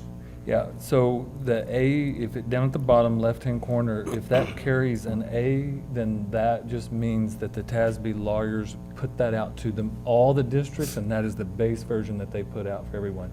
And if you do, so if we change a word, then it's an X. So now, and we have some X policies, and that's okay, but we try to stick with A versions as much as we can. But I think the mantra we have with this circle, or this group right out here, is that if it is X, we want it to be X for a good reason, not just it accidentally wound up there. Any other questions? Concerning this? It's sort of a side note. Is there, since we're talking about loaded firearms and people carrying them, is there any estimate about the number of teachers that may be carrying? No? Oh, I have no idea. Just if we had any estimate about the number of teachers or employees that might be carrying. That's a good point. Do they have to report that or notify anyone? Or- No, sir. That's the law. We can't even, okay. Do we still have that, it's called a marshals program or something like that, where you're allowed to designate certain employees as marshals? I don't know if that's still in existence or. It may be. We did not choose to go down that route, but we did choose to do this once that law was changed about the same time. And what we did, the work that we did, I think, Mr. Crew, you were part of that with SROs, maybe that time before you were on the board, or after, I can't remember. Our circles, our circle drives, we tried to put some limitations on things like that. You don't have it out on your dashboard when you come through the pickup line. I mean, so we tried to, and our attorney said that's about that's about as far as you can go. I mean, that's it. You can't, anything beyond that's against Texas state law. And the Marshall program is still in existence, but most schools with SROs or with ISDs don't utilize it because they have campus police already. I 100% agree with this particular one. When we looked at it in the first place, it was because several teachers and coaches approached me, and it was most of them had the same exact scenario as, hey, I coach and I'm here at 8 o'clock at night, and sometimes I have to drive home to Lavernia or whatever, and they just want to make sure they had their gun if they stop to get gas. And I think every single one of them had a scenario being there after hours, and that was their concern, and they just want to make sure they had it traveling home. So I think it makes sense. And it definitely makes sense to, have it loaded. It's still in the trunk, but. I was going to ask a question. Basically, what it boils down to, if it's concealed, leave it concealed. Don't have it out where somebody can see it and jump off the deep end. So if it's going to be concealed and it's concealed law, keep it so. Right? Okay. I know it's a concealed carry law and stuff like that, so that's kind of what I was thinking about. That's kind of what this policy is basically saying. If it's concealed, leave it so, and nobody is any the wiser. And just so you know, it really came up because they changed the law that parents were allowed to bring their guns on campus now. So then we kind of looked at it, well, if parents are allowed to, it just makes sense to, to some degree to allow, just the parents to have it. And I guarantee half the parents in the pickup line probably have them strapped on their hips nowadays. And if you haven't seen the new law, it's even worse. Now they can carry swords on their belts, so.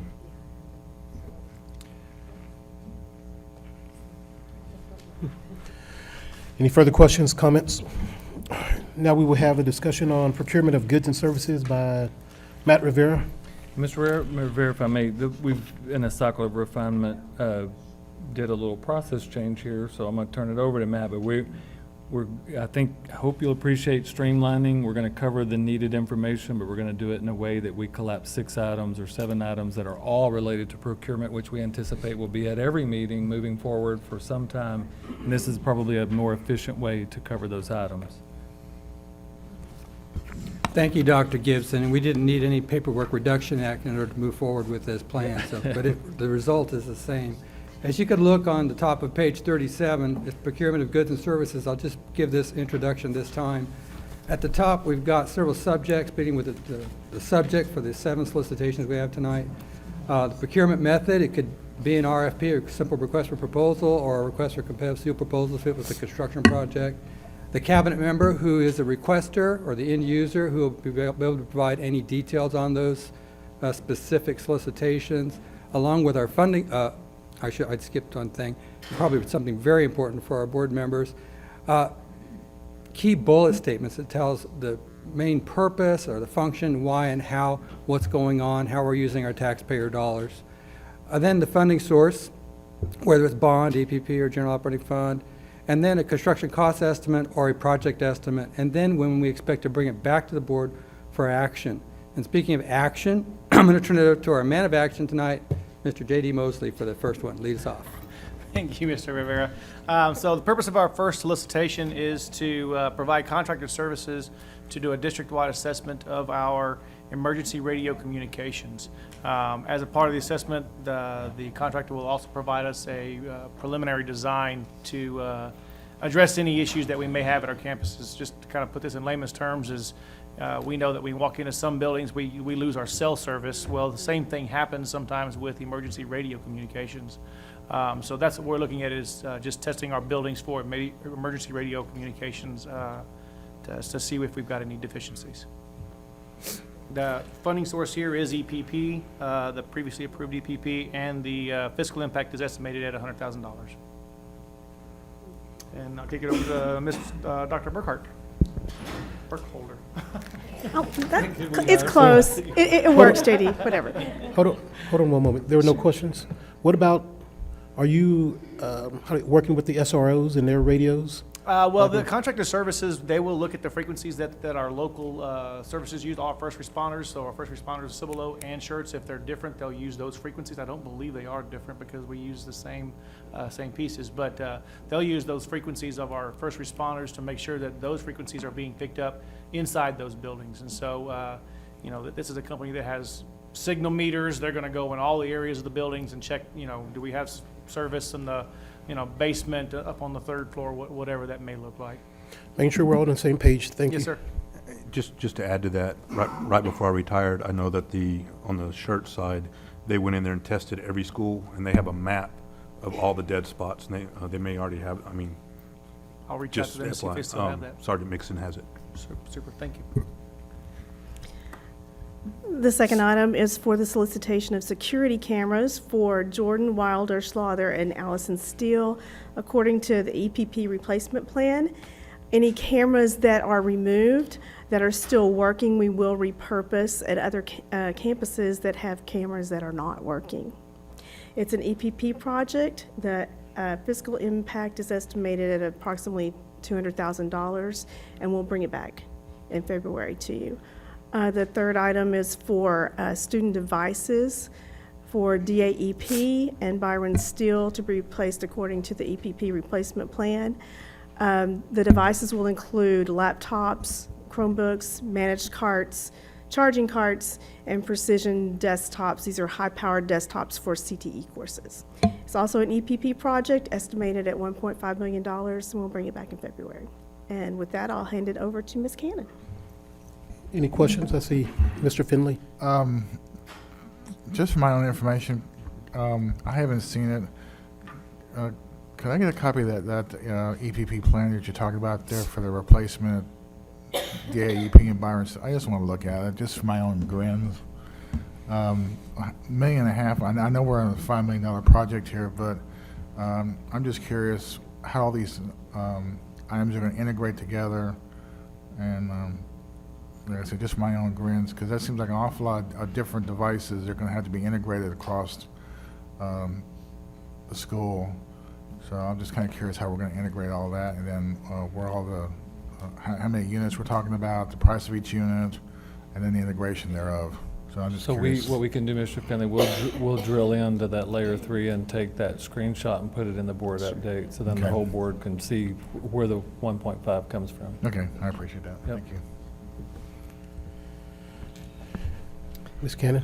Yes. The solicitation we have is looking at an enhancement to our current applicant tracking system that helps us with recruiting and hiring. With that, we would like to enhance the software to include employee records for things such as contracts, service records, and transcripts, where employees can, at first hand, access their own records versus having to come through the office, as well as just being able to automate the things that we're doing. Currently, we're still working with contracts, copy contracts for about 1,200 employees and having to file those. So this would just enhance what we're doing in the HR office as far as all the employee records that we have. It would be under general operating budget, and the estimated cost is $50,000 to be brought back in February or March of this year.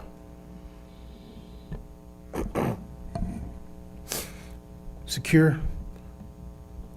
Yes, it would actually just go along with what we currently have as far as our applicant tracking, and it would be an enhancement to that where every employee would have an employee portal that they can access, and it would be secure that they can have access to their own documents, as well as just being more automated with our documents. And do we have a risk further thinking, worst case scenario, do we have like our risk management will take care of in case it is ever compromised employee information? Like, do we have risk management? Let's just leaked information, you know. Would that go along with technology? Technology. You know what I'm saying? I think TASB had a leak last year, and a lot of employees were, you know, notified that their information, private information had been leaked. I'm just saying. You're talking about money or recovery or? Yeah, recovery of information. How do we protect ourselves in case the software we utilize is somehow, you know, involved in release of, somebody hacks it? You know what I'm saying? Or are we responsible for it? Yeah, Or? we'll let Dr. Burkholz talk about hacking. So we will, first of all, we'll work with the company to understand what their data privacy policies are and what their process is. That data does not live on our servers. Okay. It lives on their servers, so responsibility ultimately falls with them. But we want to be clear on what those policies are should a breach ever happen, and what their commitment is should they have a breach. So Okay. we'll work with them to ensure that we have that information. Oh, there's a policy in place. Thank you. Good evening. Have subject E, and this solicitation is for contracted services to perform preventive maintenance as well as other repairs to district administrative and support services vehicles. This is mainly focusing on the white fleet vehicles. These services will supplement work by our shop personnel, allowing them to focus on the vehicles that are assigned for student transportation. Estimated, we're looking at using the general operating fund or budget, and estimated cost $25,000 or up to $50,000 in case of an accident or major repairs. Mr. Perez, remind the board, we had a question a few months ago or maybe a year ago about white fleet. Give them a quick, what does white fleet mean? What is a white? Oh, I'm sorry, white fleet. So we use those vehicles for student transportation. A lot of times we use those vehicles for McKinney-Vento students, maybe students that maybe don't have a permanent address and we have to go outside of the district to go pick them up. Or some students that live in this area that have to go outside of the district. Then we also have vehicles that are used for maintenance, for example, warehouse, technology, and other vehicles that can, are used by staff, teachers, for conferences and things like that. And I saw a little white bus. Right. What's that? So that is a activity bus. It's used by a career and technology department. Allows someone without a CDL to drive that vehicle. And typically they use it for field trips and a lot of times just curricular activities throughout the district. Thank you. Next is the solicitation for charter bus services for extracurricular activities at the secondary campuses for 18-19 school year. Charters are used only when school buses are not available due to regular bus routes or when traveling extremely long distances. Traffic, weather, and priority of event are also considered when deciding on charters. These funds are estimated at $100,000 and would come from general operating budget.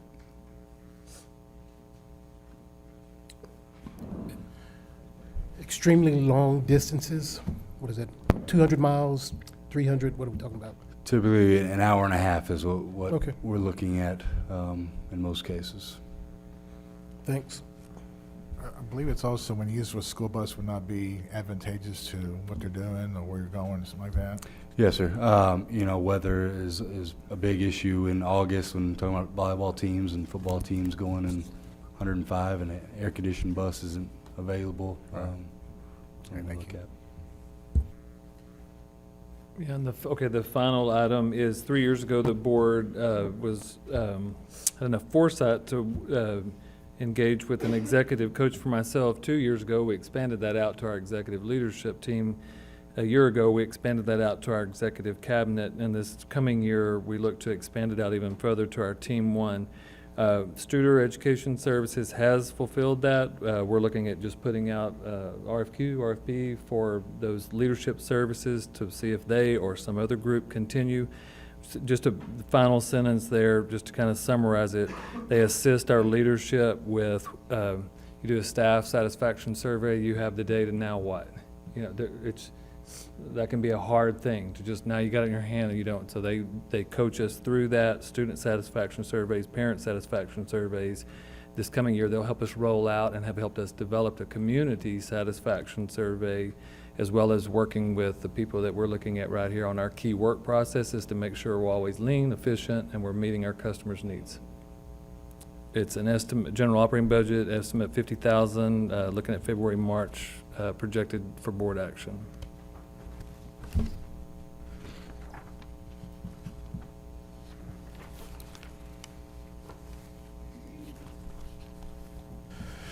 There's no further questions. Next, we will have discussion, board consideration and consensus on discussion items eligible for action under a consent agenda. Well, it says Robert Westbrook, but I think Dr. Gibson has provided a list. Well, yeah, there's a list on page 39, and it may be easier to just say, do you want any one of those to not be considered on this?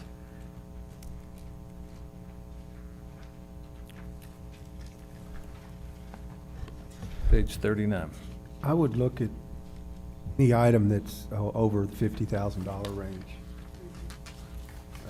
That probably should be brought back as a separate item, if you don't mind. Plus, I know Mr. Finley had a question about some of the Technological devices. technology.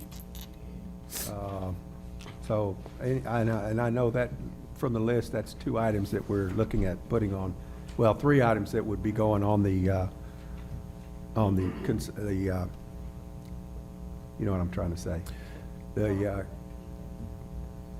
Yeah, consent agenda, I'm sorry. 3 items that would be going on the consent agenda. It would be item D, E, and G. And then I would suggest have the other items brought back separately. Okay. Just my suggestion. I would concur. All right, this is, just so, from my understanding, like the BDA, for example, the bidirectional amplification, let's say we get our proposals in, they come in at $90,000, we would be bringing that back as a separate, as its own independent item to the board in February.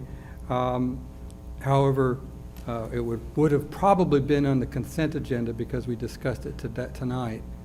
Are we saying that we did not want it on the consent agenda, or am I misunderstanding? That's my suggestion would be, because it's over the $50,000 range, to have it come back as a separate item It would be a separate consent agenda item, and the consent could always be pulled out if more discussion, Well- for example, like the technology, which is probably going to be over $1 million. They're all good. I mean, I'm just, Just pull them out. I would, I mean, okay, just, I don't know. I mean, what everybody else, So- whatever y'all want, but I'm just, Just want to be sure I understood, sir, that's all. I would just say it should be a separate discussion item. It is tonight. Well, I mean, at the action item, I mean, Okay. separate action. So item. it So we base- could pull it that night on the consent. It could be on the consent agenda, and we could just pull it that. Yes, That's sir. what Okay, Matt that's is fine. saying. Yeah, that's what Matt is That's saying. fine. We'll know how much the dollar amount is, and Mhm. we can do it then. Okay. Yeah, these ordinarily that. would have been separate discussion items as we normally do, but Right. in order to No, to that's fine. streamline the process, we can put them all together as Sure. a snapshot. Okay.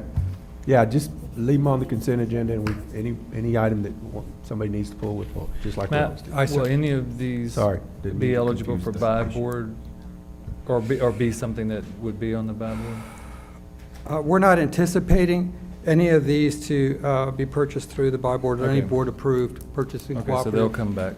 You'll see them on consent. Okay. Any other questions or comments about that? Now we come to action items. Does any board member want to remove some of the consent items for consideration?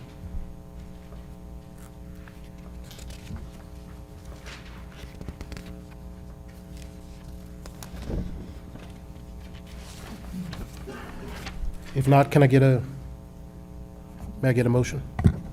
I move the Board of Trustees approve the consent agenda as presented, letters A through H. Motion is second. Any discussion? All those in favor, raise your right hand. Those opposed, same right. Motion passes 7-0.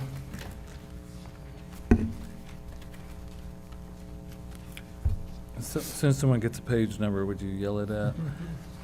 Which one? Hold The on, other let's- action items, request for board approval, District of Innovation. Board vote on adoption of local innovation plan presented by Dr. Damon Edwards.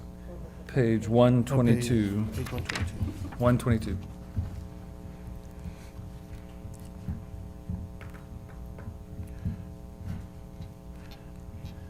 Go ahead, Dr. Edwards. Everybody's getting there, but go ahead. Okay, all right, just wanted to make sure everybody's ready. Yep. All right, thank you, Dr. Gibson, President Westbrook, members of the board. The District of Innovation concept was passed into law with the 85th legislative session in House Bill 1842, which created Texas Education Code Chapter 12A. The law allows traditional districts to access flexibilities through exemption from certain statutes. To access these flexibilities, a school district must adopt an innovation plan as set forth in Chapter 12A of the Texas Education Agency rules. The process for this was the Board of Trustees, they adopted a resolution, held a public hearing, named a committee to develop a plan. Once that plan was developed, went through a system of refinement, had another opportunity for open meeting, an opportunity for discussion and input. Next steps were to bring it to the board to share that plan, also send a notification to the Commissioner of Education on the board's intent to vote, and post the plan on the district webpage for 30 days, and that's where we find ourselves tonight. So the action item is the administration recommends that the Board of Trustees approve the local District of Innovation plan as presented. We have a motion. Mr. President, I move the Board of Trustees approve the local District of Innovation, DOI plan as presented. Second. We have a motion and a second. Any discussion? I'm presuming the vote was anonymous. Nobody had a problem. It wasn't open voting like it was when your committee actually voted on the District of Innovation. It was anonymous voting. Everybody there was no coercion. Yes, sir. We use an electronic system, so the identity of the vote, we don't know whose name or whatever was assigned to that vote. The percentage of approval by the committee was 96%. Approval of the District of Innovation plan, which was shared with several of the members of the committee last month during the discussion item. We have a motion and second. All those in favor, raise your right hand. Motion passes 7-0. Request for board approval 2018-2019 school calendar presented by Dr. Damon Edwards. Yes, sir. Thank you again. The district may not begin instruction for students for a school year prior to the fourth Monday in August unless the district is designated as a district of innovation, which we are now by board approval. That notification will be sent to the commissioner of the vote. The school calendar enables district staff to establish days of operations and contract days for employees, including time required for staff development and planning, preparation purposes, and continuing education. We have worked with the DIC, District Improvement Committee, to create the proposed 2018-19 calendar. The administration recommends that the Board of Trustees approve Calendar D, for the 2018 school year calendar as presented. Mr. President, I move the Board of Trustees approve the 2018-2019 school calendar D as proposed. Or, I'm sorry, as presented. I second. We have a motion and a second. Any discussion? I've got one. What's the feeling among the teachers and everybody else that's moving that up a week? I didn't understand the question. Moving the start date up a week? Well, the committee that, the DIC committee is actually comprised by many of the teachers. The feedback that we received was that they appreciated the balancing of the semesters a little bit more. Currently, we have 75 days in the first semester and 99, or so 76 and 99, so it balanced the semester. That was one of the things they appreciated. Also, from the input, this could have been from parent or staff member, because both of them were on the committee. Having the opportunity for school to end by May 30th was also a part of that, but several of the comments had to do, or the feedback had to do with the balancing of the semesters, more instructional time prior to some of the state and national testing. The percentage of recommendation on that was 91% of the DIC recommended option D. Okay, that's the DIC. I was talking about the population in general. Was any effort made to ask the population in general of teachers? Yes, sir. The DIC representatives are, 2/3 of that is made up of campus staff. They take that, I'm getting there, they take that back to the campuses to solicit input from them as well. Their recommendation is based on those they represent. So yes, sir, it went back to the campuses. They had a period of time to share the options and the calendar options with them. So yes, sir, it went back to all of the campus staff. Okay. Has there been any calculation on what this is going to do as far as cost of utilities? They're pushing the thing up a week into August. That's one of our hottest months. Has there been any consideration for that, as far as how much additional expenditure we may have on that? I don't think we have a specific dollar amount on that situation. I mean, it won't be dollar for dollar, but we'll also shut down in June, and you never know. I mean, June can be mild, to your point, but we'll trade those weeks. We'll probably lose a little on that, but it won't. Yeah, possibly, depending on the year. I know from what I hear, they're pretty tight on the HVAC. Well, we'll turn it on. I don't know that there's going to be We'll turn it on when it's needed. We'll turn it off when it's not. I don't know that there's going to be a big difference, because they basically, the temperature is what it is, and they might be running a little longer, but they're going to shut them down too. I mean, that's just the way it is. Believe me.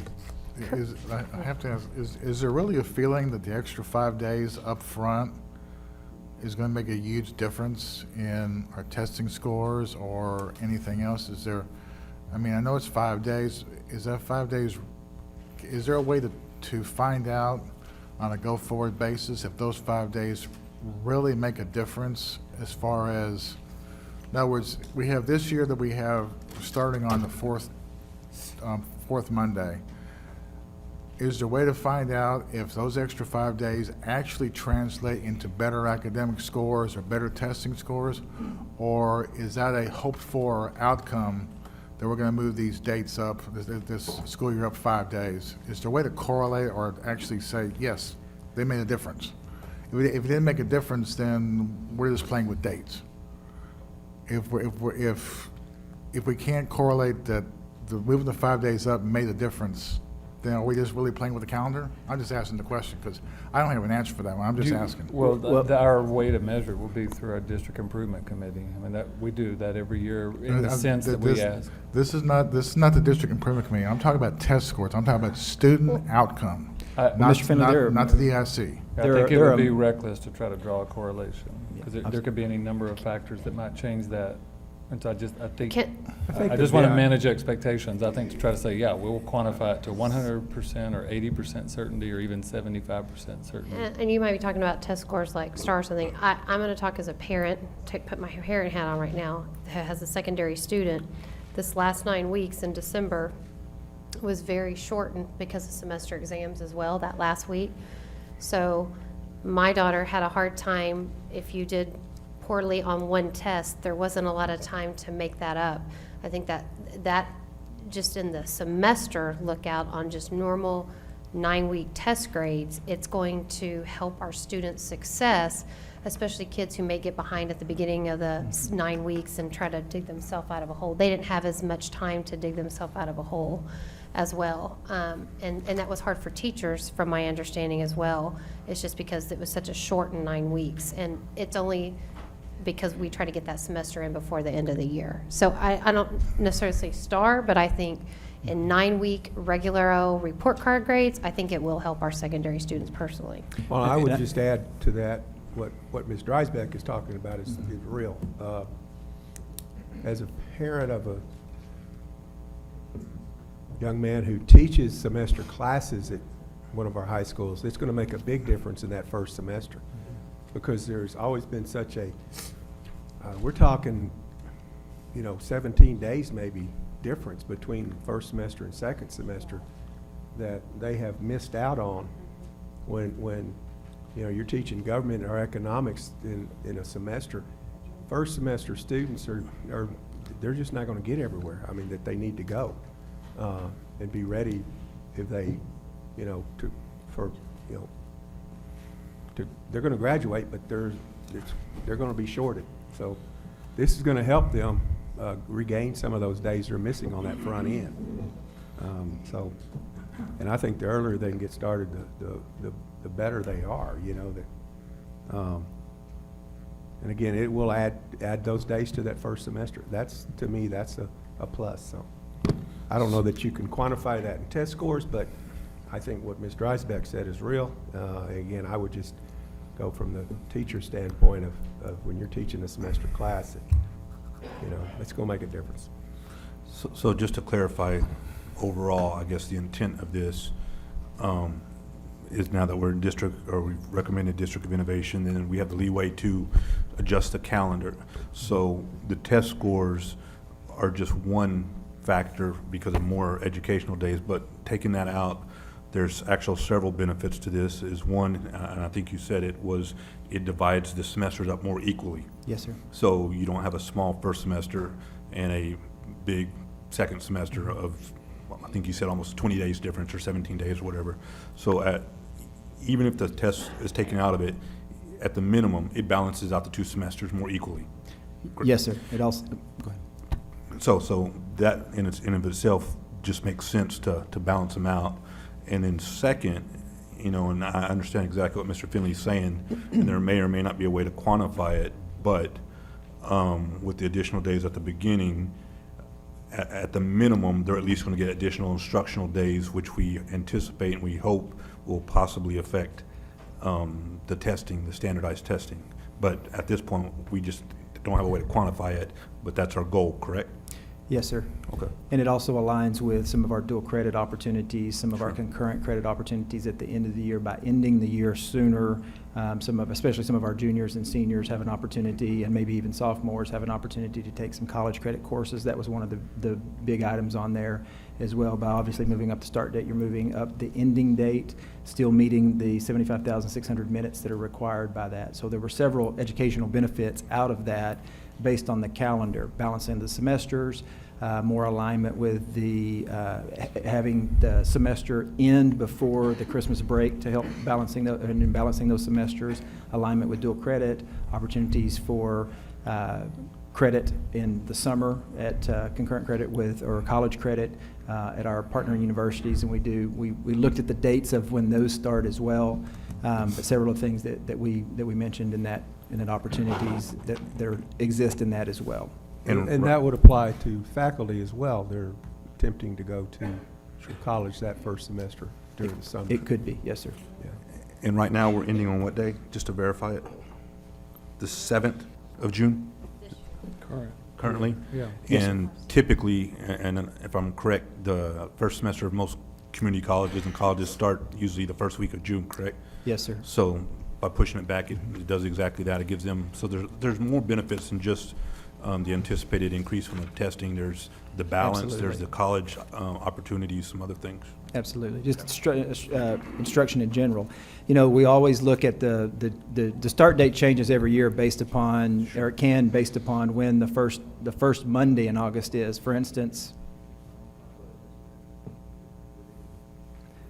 the calendar 2 years ago started on August the 22nd, which is 2 days later than what it would start if we went with this school calendar. So it all depends on where that first Monday in August sits as well, depending on when that start date is going to fall, even in the traditional fourth Monday in August calendar.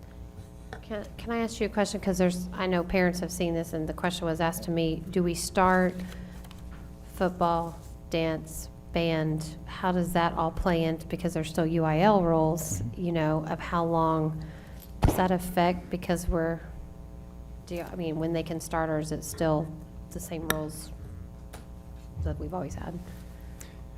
And Coach Lindhoff and Mr. Light can actually, I can speak on it, but they can as well, and they're the experts on it. In that we've discussed this in the band world, it will change up their schedule somewhat that last week.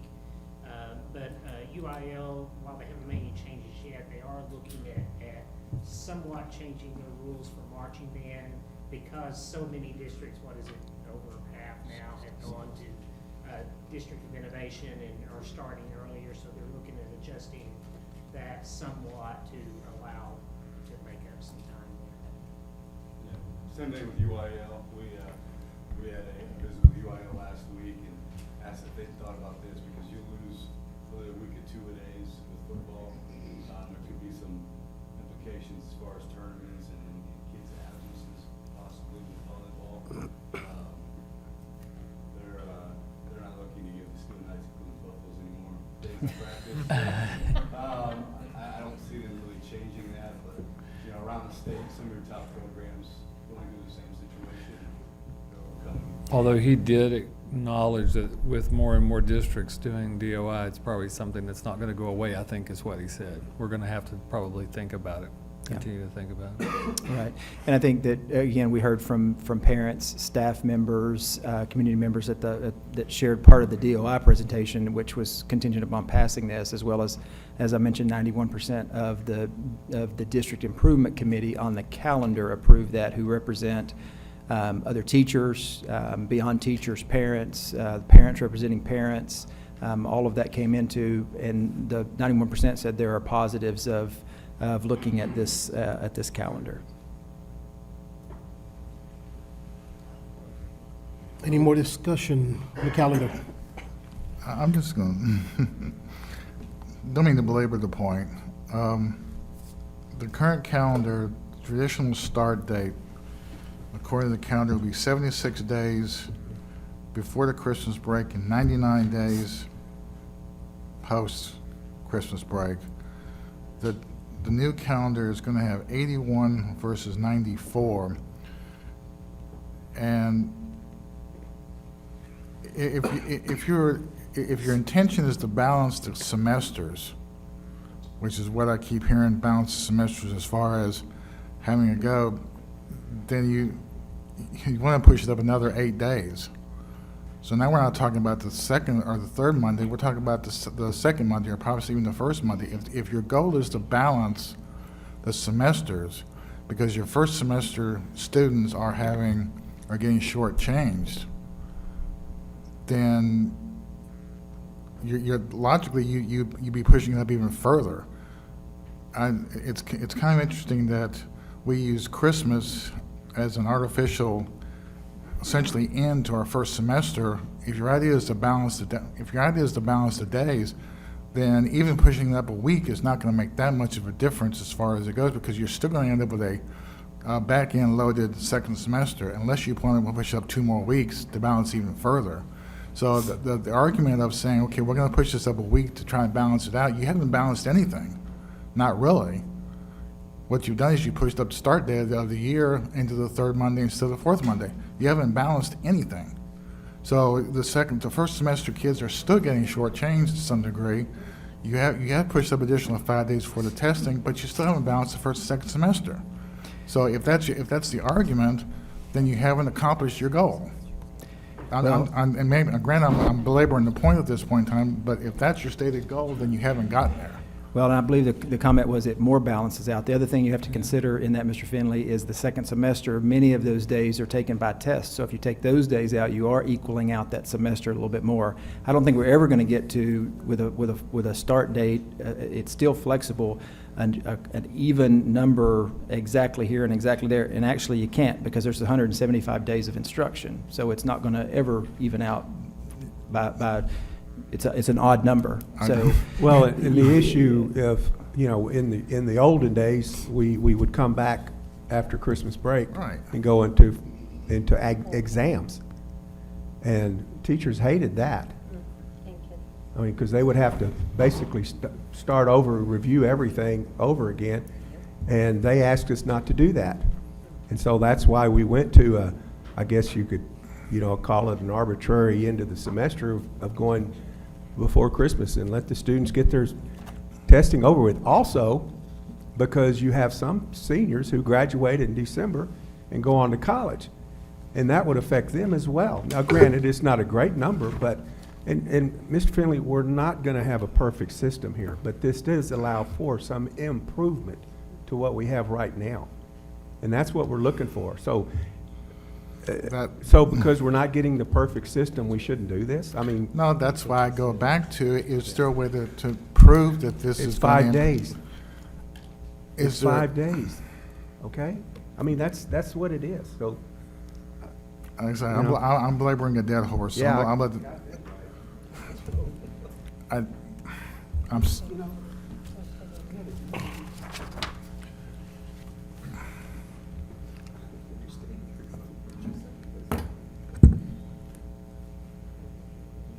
We have a motion. Any more? We have a motion, a second.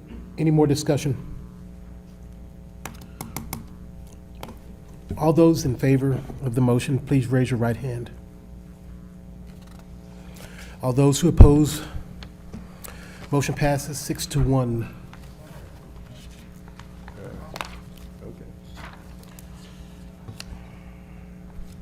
Request for board approval, rezoning of elementary attendance zones effective school year 2018-2019, presented by Mr. Perez and Mr. Pruski. Good evening, Dr. Gibson, President Westbrook, and members of the board. Before I start, just want to introduce Brent Alexander. He's our demographer, so he's here available for any questions regarding demographics. So this was a discussion item last month. Today, brought it back as an action item. As we get ready for the opening of the Rose Garden Replacement Campus, we're on the back end of the step-by-step process. We have now shared this information with a number of committees, staff, and the public, either face-to-face or online. Last night, we had our last scheduled public forum at Steele High School. And during the forums, we showed the maps, talked to the public about the rationale behind the changes on the attendance zone. And online, we posted the presentation and then also gathered feedback through the feedback forum. So we gathered feedback face-to-face through the public forums and then online. Last board meeting, we talked about themes, so I really was trying to find a way to come up with some themes from the feedback. Most of the questions and comments were very specific, about their situation. Is my area being impacted by the change? We also got some general comments, thank you comments, great information, that kind of stuff. Transportation questions, we're going to provide transportation for a particular area. We did communicate with 3 parents from the Live Oak Hills area. They were a little bit nervous about the change going from Green Valley to Pasco, mostly because they love Green Valley. And so we are in the process of scheduling a campus tour at Pasco, so that way it helps them with the transition. So, and we're going to do the same with Watts. So that's kind of how we're going to address that. At this point, do you have any questions for me? Mr. Perez and Mr. Persky, at the last meeting, there was a question, and we kind of got to the point about the boot coming down, if you will, of Watts. And so you guys ran a follow-up report. Can you generalize what those numbers, they were included in last week's board update, but it kind of it's a numerical of what would happen if we did and what would happen if we didn't do that boot. Right. Basically, if we leave it as is, Rose Garden can support almost all the way up to the next, It was 24, 25. 24, 25 Right. before it exceeds capacity. Right. And Watts could still sustain up to, I think it was almost 700. Close to 700. 700 kids. Which it's designed for 750. Right. Okay. So that's as we're proposing for the rezone. With the boot With the going boot. down to grab Red River, okay. If we moved it and changed it to the scenario of Rose Garden takes basically quote-unquote everything south of 78 and leave Watts alone, Rose Garden would fill up within the next 4 years after opening, and Watts would have The enrollment would decline. 400 students. Right. So it'd be a 1,200 to 400 or 1,100 to 400 or something. 400 swing. And that was helpful. We appreciate you taking the time to quantify that, because and I know it came from the demographer's report, and that's very helpful to extract that and, look at it in that way. So thank you for doing that.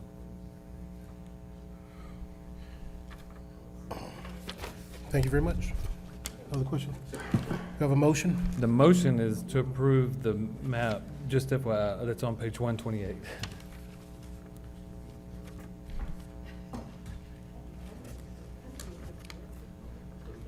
Mr. President, It's on page 127. I move the Board of Trustees approve the new elementary attendance boundaries effective school year 2018-2019 as presented. I second the motion. We have a motion and a second. Any discussion? All those in favor, raise your right hand. Motion passes 7-0. Thank you, Mr. Perez. Well done. Next, we have a budget amendment number 4, general operating budget, funding for expenditures associated with student placement at JJAEP, presented by Paige Maloney. Yes, Mr. Westbrook, President Westbrook, Dr. Gibson, members of the board, tonight we're asking the board to do our budget amendment 4 to allocate funds to function 95. We had not used that function in the past 7 years. However, this year we have some needs of students or a student that we would need to do so. So we're coming tonight with a board budget amendment to move those funds to function 95. Do I have a motion? I move that the Board of Trustees approve budget amendment number 4 as presented to provide funding for expenditures associated with student placement at JJAEP. I second the motion. We have a motion and a second. Any discussion? Can you just clarify what that acronym, the JJ, stands for? Juvenile, go ahead. Juvenile Justice Education Justice Program. Education Program. So you said individuals. How many students were we talking about? You know what, I'm going to have to defer to Ms. Che for that. I'm sorry, Dr. Edwards. Oh, Doctor. I can answer it too. Right now, we're looking at one, but obviously, we're building a little bit in there. And this would typically be for situations where it may be normally a mandatory placement to DAEP, and if we're having mandatory placements or occurrences that would normally require a mandatory placement, and really repeated offenses of those while at DAEP. So we have severe infractions while a student is at DAEP, and multiple infractions would result. What is our next step? What else, they continue to get assigned more and more days at DAEP. So these are short-term AEP assignments for those habitual offenders while in a DAEP setting. Are we still using Bear County JJAEP? Yes. Okay. Just so I understand the process, and I think I do, is we go to Bear County, how do we actually facilitate the educational process while they're there? I mean, is it a one-on-one teacher that we send? I mean, how does it work? No, they're students, and they go there and they go through their regular education system, which would typically be multiple students in a classroom. We just have to fund it? Yes, sir. Per student? These are discretionary placements for us. They would be a mandatory to DAEP, but it wouldn't rise to the level of a mandatory to JJEP. What we're saying is we have limited options once they continue to have those severe behaviors that don't rise to the level of a mandatory JJAEP placement, but multiple occurrences while in DAEP that would normally result in them being placed in DAEP. Do you need some money in that fund in case we have to make that decision? Yes, sir. Okay. Well, so in case we have to is it still under the auspices of San Antonio ISD, the educational process at JJAEP? I believe so. Used to be, I know. Yes, I believe so. Okay, all right. And the mandatory placements, the state funds those. Yes. And we know now to put something in there. Just in case. We hope we never use it.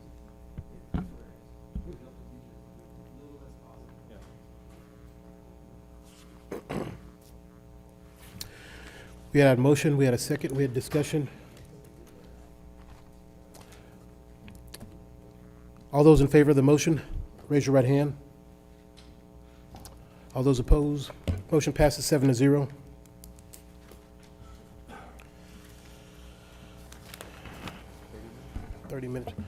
Now we're expected to go to adjourn into closed session at approximately 35 minutes for those who want to wait or need to leave, but the board will now adjourn into closed session pursuant to the following sections of the Texas Open Meetings Act, Texas Government Code 551.074, authorization to deliberate the appointment, employment, evaluation, reassignment, duties, discipline, or dismissal of a public officer or employee, or to hear a complaint or charge against an officer or employee.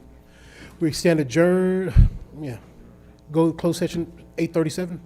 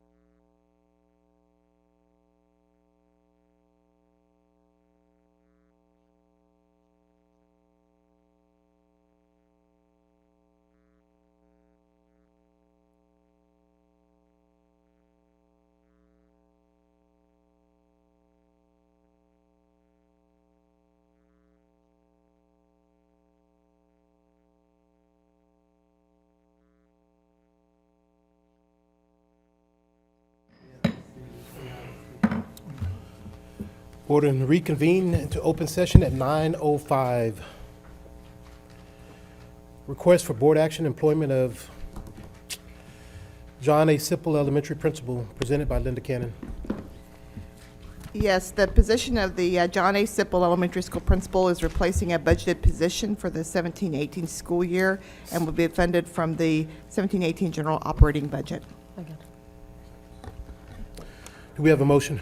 I move that the Board of Trustees approve the employment of John A. Sipple Elementary Principal for the 2017-18 school year with the name that was presented. Second. Motion and second. Any discussion? All those in favor, raise your right hand. Motion passes 7-0. Request for board action, employment of contractual personnel, presented by Linda Cannon. Yes, the positions on the employment list as presented in closed session are replacing positions for the 17-18 school year and funded from the general operating budget. Do we have a motion? I move the Board of Trustees approve the employment list as presented of contractual personnel for the 2017-18 school year. Second. We have a motion and a second. Any discussion? All those in favor, raise your right hand. Motion passes 7-0. Now we have review of board master calendar and a request for future discussion or action items. Mr. Perkins.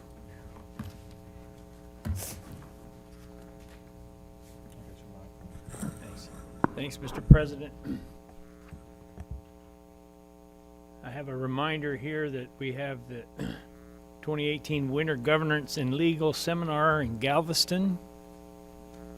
And I have the information on that if anyone is interested. It starts on the Thursday, the 1st of March.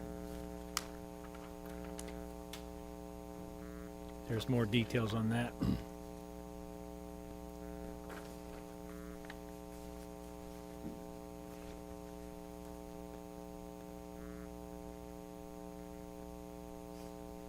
I'm going to test this.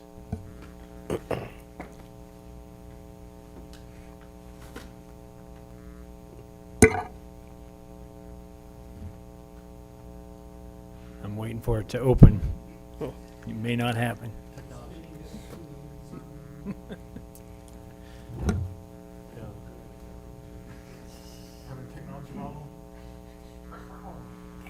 Folder is empty. Yeah, it's spinning. So what if we send that out in the board update? Is that all right with everybody? Okay. Yeah, there are like 4 meetings over the next month though, right? Priscilla? or- Yeah, just rattle those off, DD and Priscilla. We have February 12th for your appraisal and budget workshop. The 20th, regular meeting, and we have picked or chosen February 27th for the level 3 grievance. Yeah, just to point out, because we've typically done my appraisal by itself, and I appreciate that, we just could not find another night to Right. do the budget workshop also. So if we could maybe lead with my appraisal that night and get through that, and Yes. then we'll finish up with 30, 45 minutes of budget hour, whatever it takes to have the budget workshop after that. So the 27th? Yeah, just say February them again. So go start on the 12th and go all the way through again, if you don't mind. 12th for appraisal and budget workshop in February. February 20th is the regular meeting, and February 27th is level 3. And there's one other important date, and that's the grassroots for TASB, grassroots meeting at Region 20, yeah, Region 20. Is that February 28th? I should know. I should know. And you will, We can get it out tomorrow if you don't, Priscilla will. It's grassroots meetings. for the- Priscilla will get it out tomorrow. We'll get the grass. Yeah, it's one where you actually elect the legislative advocate, I think. I did it 2 years ago. 2 years ago she did it, so. and we will be getting the appraisal instrument out to the board probably no later than next Wednesday afternoon, late afternoon, and the link to the appraisal instrument online for you to complete. We'll give you about a week, and then we'll close it out. I guess that would have been January 30th or 31st. Give Mr. Westbrook a few days to review prior to the meeting on Monday, the 12th. Right, yeah, Monday the 12th. Also, a reminder that the Tri-County Luncheon will be on the second Tuesday, and the Chamber Luncheon, Schertz-Cibolo-Selma area, will be on the same day as our board meeting on the 20th. And there's a Northeast Partnership meeting also, it's probably the same week as the Tri-County Chamber. Just one other thing, Dee Dee, I don't know if we've gotten this, we hardly ever do, but MASBA, Mexican American School Board Association, they're actually having their annual conference on February 23rd, 24th, and 25th. San Antonio, sorry, yeah. Airport Hilton in San Antonio.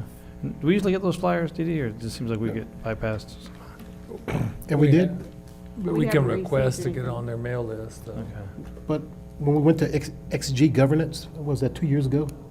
I think one of the themes was that we should wind up going to events that were outside of our sort of norm, MASBA events in particular. So I don't know if we can, some members would go. We probably need to go send somebody. So give the acronym What? so Priscilla can pull it up tomorrow. MA, MASBA, Mexican American School Board Association. We'll look that up and get some information out to the board. and it's, do you think it's this month, right, February? Yeah, let's give the Coming dates. up. February, what did I say, 23rd and 24th, 25th, and it's in San Antonio. Okay. We'll find it and send it out. That's enough for February. Yeah, that's a lot.